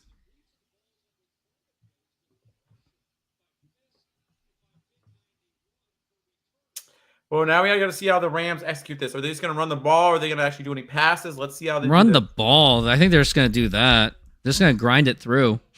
Well, let's see if San Francisco defense can step up here. Their defense can get them 3 and out. Let's see if they can punt. Get a punt. We want a punt. First and 10. And now here is what it's going to be, and that's going to be pass. And Andrew Nguyen. Unfortunately, not the Rams. Kansas City Chiefs and the Philadelphia Eagles. That is somehow going to happen, and we all don't want it to happen. I think that's my prediction. I hate to say it. I want it to be like Lions and Bills. That would be a really fun Super Bowl. But, corporates, what they want, NFL scripts. Yeah. What are your thoughts, Andrew Nguyen? What do you think? Who do you think is going to get it? And then here's Matthew Stafford. Here's a throw, and that's going to be caught, and they're just moving the chains. I think what would be a really interesting storyline is if the Steelers make it to the Super Bowl. Against the Seahawks. It would be really funny if it was against the Seahawks. That would be really funny too. But that'd be really funny. But it would be funny because then they could rub it. And what would be funny if the Steelers beat the Denver Broncos in the playoffs and then beat the Seahawks. It would be the craziest storyline ever because then basically Russell can rub it in their face. Especially Denver. I think a lot of Seahawks fans. We got a big run by Williams, and he barrels it through. That could be a first down. But I think a lot of Seahawks fans wouldn't be upset if he won with the Steelers. I think because he's like the one player that people would still root for if he was on the Steelers. You know what I mean? Because we usually don't like the Steelers. He's the one guy I think people would root for in Seattle. I actually have a lot of respect for the Steelers. They're a very well-run organization. I think that I actually have respect for their coach now for what he did for those two players and giving them a second chance. Mike Tomlin. I really respect Mike Tomlin. Mike Tomlin is a fantastic coach. He's like a no BS, right in your face, straight to the point coach. Well, did you hear this stat? Do you know this stat in the Super Bowl era? There's only been 2 ever like NFL players who won where their contracts were more than 13% of the salary cap. Who won? There was like 2 players. There was like 2 quarterbacks, and like all the other quarterbacks. I think it was Pat Mahomes and somebody else, and it was like 2 only. Definitely wasn't Tom Brady. No, but a lot of players, if they have to keep the salary cap under 13%, if they go over 13%, it's harder for them to win because they can't pay other players. And that's what Russell did. He made that mistake. That's why the team. Some people say that's why our team went downhill. Is because Russell ate up the cap. Contract. Yep. Now we've got Matthew Stafford. He's got plenty of time out of the pocket, and that's going to be caught by his tight end. And the Rams are just really barreling it through. Mm-hmm. Now, that was just an interesting stat they were talking about before the game when I was watching like the pre-show thing, and they were talking about that stat. That's why, because you think about it, Matthew Stafford's contract is not the biggest contract. I think he was only making like $40 million a year. That's still pretty big.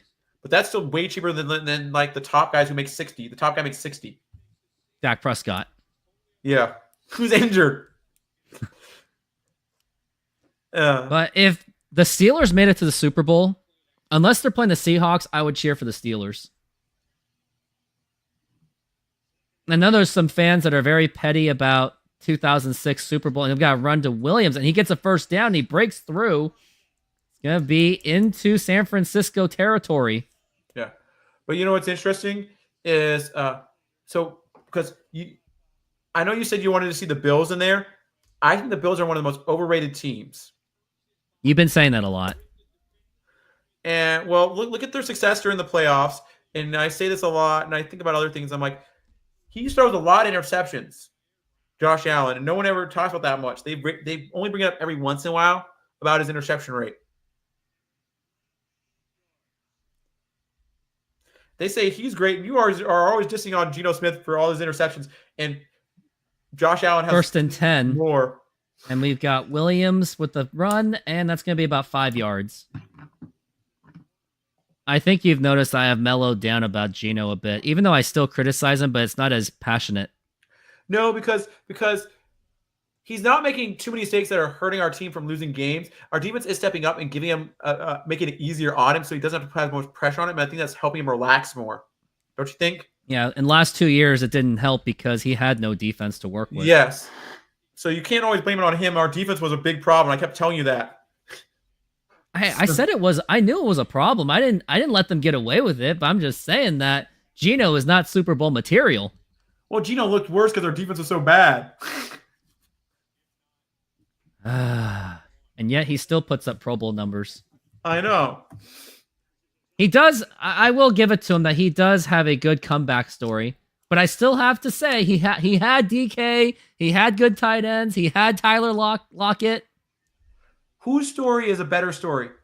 The story of Geno Smith or Sam Darnold?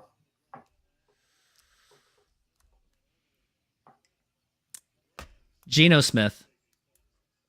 Because Geno Smith's window was closing. At least Sam Darnold's still a young guy. As long as you put him on the right team.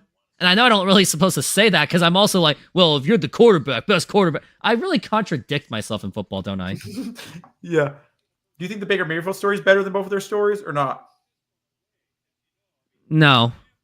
Because Geno Smith came from nothing. Like, he was in the depths. I didn't even know who Geno was till he came in, like that game where he was like, I knew who Geno was. I He knew was a nothing failed about him. He was a failed quarterback with the Jets. I knew nothing about him until it was like, who's this guy who's our backup and I just come in because Russell broke his finger. I'm like, who is this guy? Second and 7. I'll be looking forward to the game on Sunday. Yeah. And we've got, a quick handoff to number 17. And that's going to be not really a first down.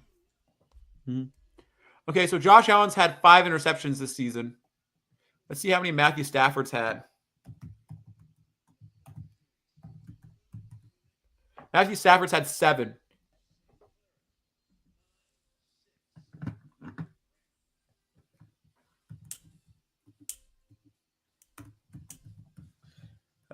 Geno Smith's had 12 this year so far. This is a random thought, but isn't it interesting that Martin Luther King Day is also the same day as the inauguration? Is that a very interesting... Is that like kind of interesting where it's like, you know, a lot of people are going to say a lot of jokes about that. Or very strong statements. So you know what's interesting? Geno Smith's had 10 interceptions. 12. Geno's had 12. Sam Darnold's had 10. 10, huh? So Sam Darnold had 10 and Geno's had 12. And they're 10-2. They're 12-2 with having 10 interceptions. So that goes to show you that you can be a good team and still have tons of interceptions. Just like Pat Mahomes. And some say that Pat Mahomes... Let me see Pat Mahomes' numbers and Geno Smith's numbers. Yeah. Let's compare. I'll look up Pat Mahomes and you look up Geno Smith. Yeah. And we'll do a comparison between each other. Pat Mahomes this season is at 20 touchdowns, 11 interceptions, 3,189 yards. He has a 68% completion, and his quarterback rating is 92. Yeah. So Geno's had 3,474 yards. He's had 14 touchdowns. He's had 12 interceptions. His completion percentage is 69.5. So not bad. It's just the touchdowns he's not getting. Yeah, he's not getting a lot of touchdown passes. Geno is second in the NFL in passing. Oh, another video I want to do is the comeback story of Geno Smith. Okay. When it's all said and done. Yeah. When it's all said and done, I'll give him a comeback video, and you're gonna help me a lot with that one.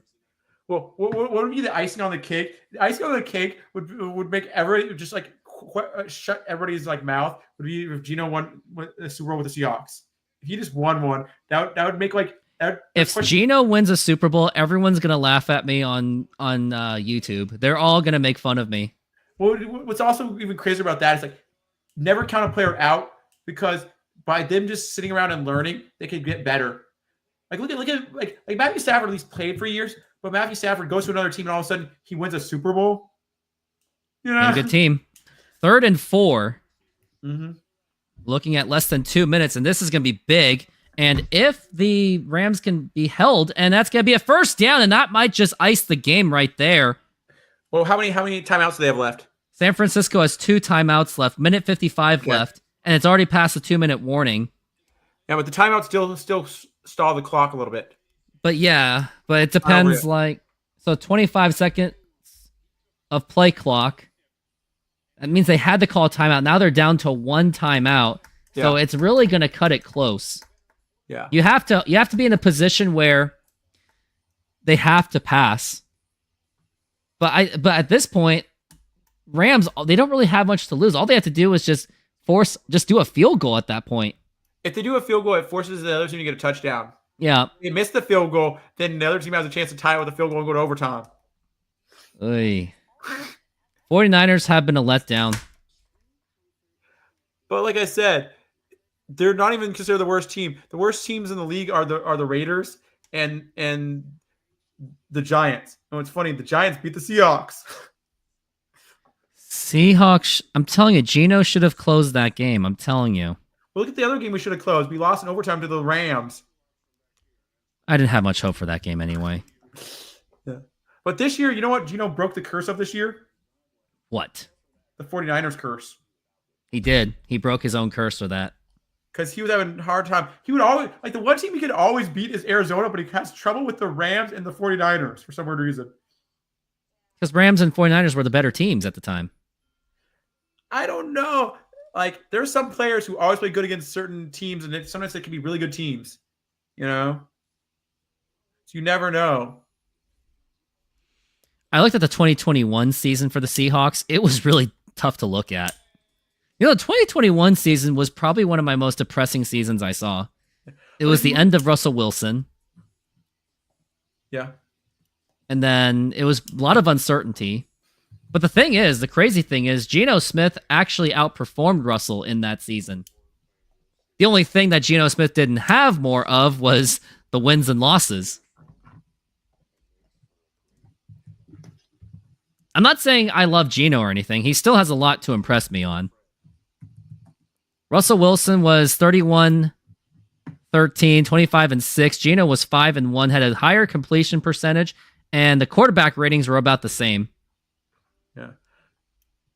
So looking at it, so we were 9-8, 9-8, 7-10, 12-4. So look at this.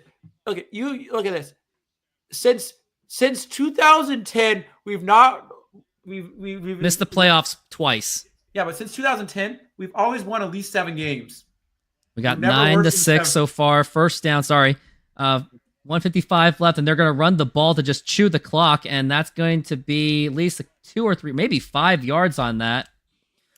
And if the Seahawks win this game, you know that if the Rams win this game, you know the Seahawks are going to be in for a huge battle for the last few weeks. Yeah. Well, look at this.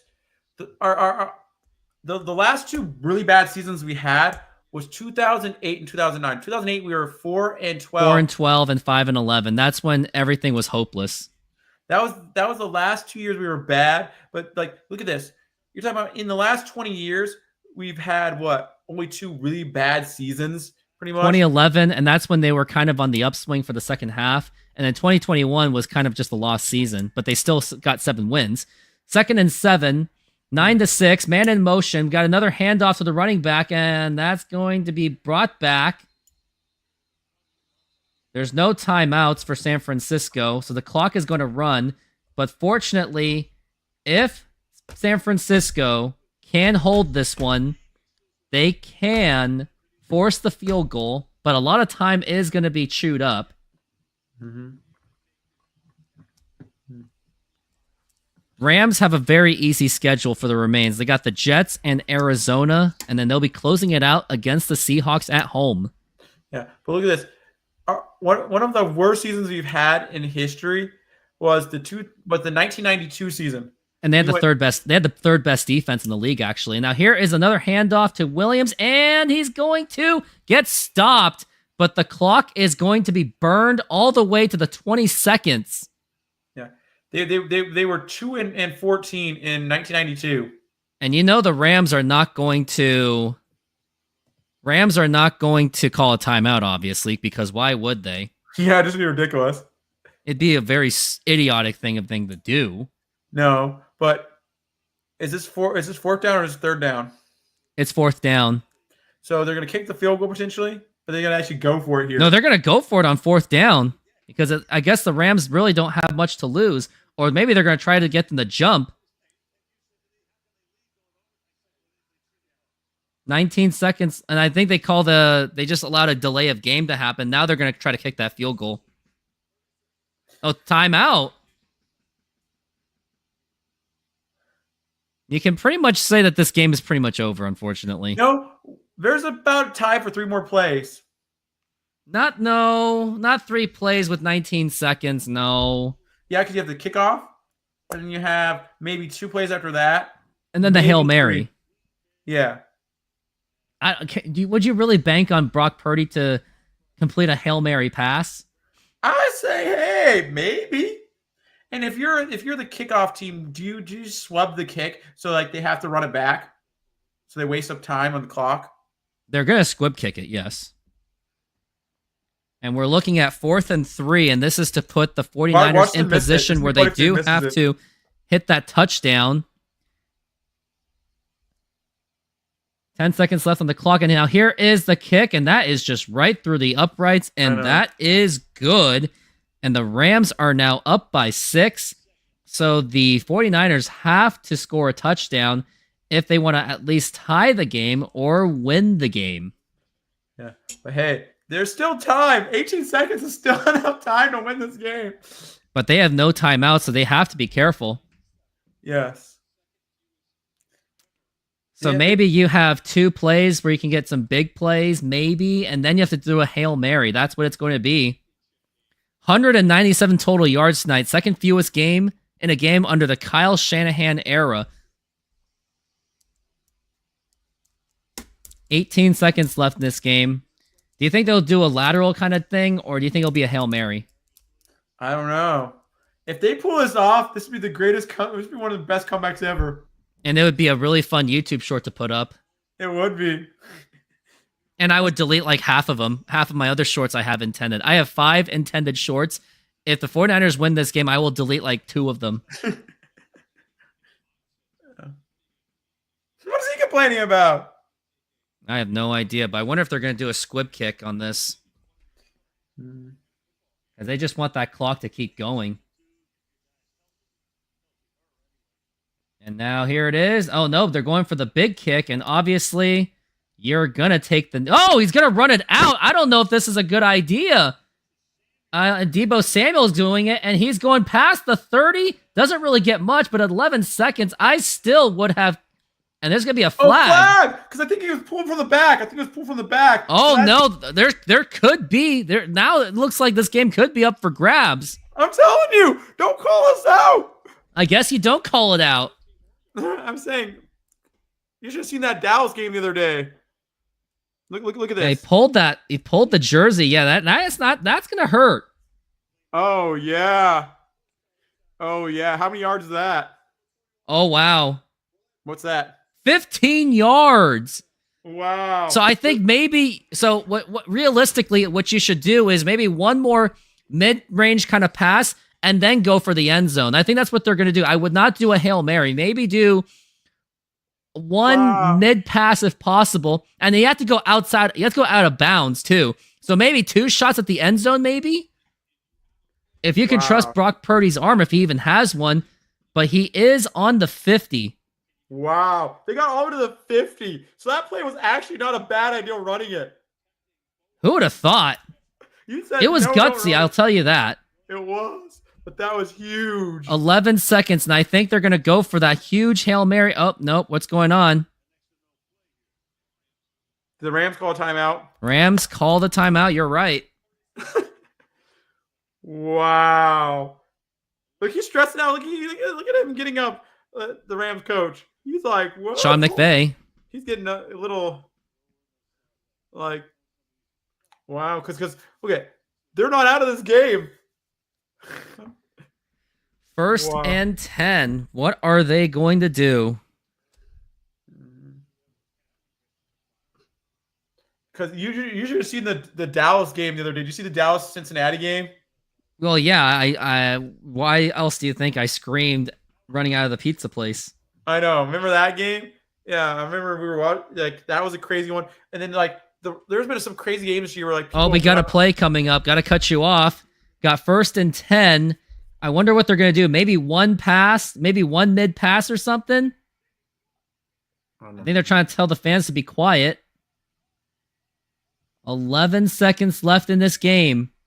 And now here's Brock Purdy, and he is going for so much time. And here's the pass, and that's going to be incomplete. Now you have absolutely no choice but to go for that Hail Mary. 6 seconds left in this game. If they pull this off, I don't know if they're going to pull it off. You just never know, but still, 49ers had opportunities to win this game, and that Brock Purdy interception is what's going to hurt them the most. I know. One interception is the downfall of the game. And we got 2nd and 10, 6 seconds left. And now here's Brock Purdy. This will be the last play of the game, and he's already been overwhelmed, and he's going to get sacked, and the ball game is over. The Rams not even get a go to San off. Francisco, and they will steal a game from the 49ers, and now the Rams are 8-6, while the 49ers are 6-8, and the 49ers are now in a deep hole. That may have sealed their fate for the playoffs, and the Rams are very much alive, not only for the playoff berth, but also for the division on the Seahawks. So if you're a Seahawks fan, you are not happy about this. No, you're not.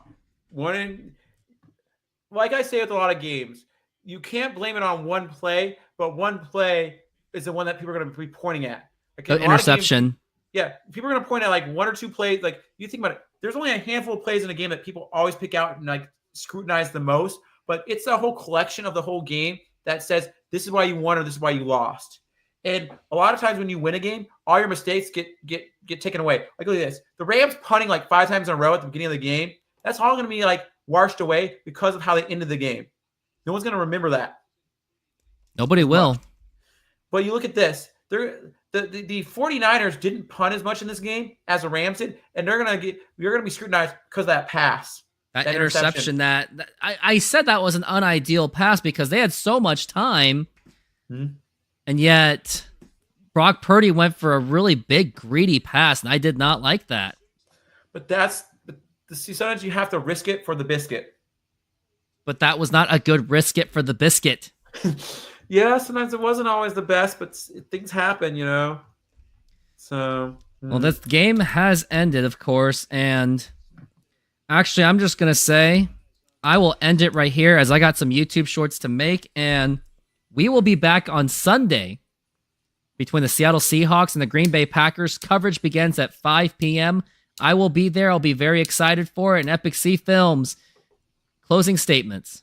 Yeah, so my fantasy player, Isaac, got 11.5 points for me tonight, which wasn't bad for a running back. And then other closing things I like to say is don't drink, don't smoke, and don't quit your day job, and have a wonderful day. Thank you. And everyone, have a good night.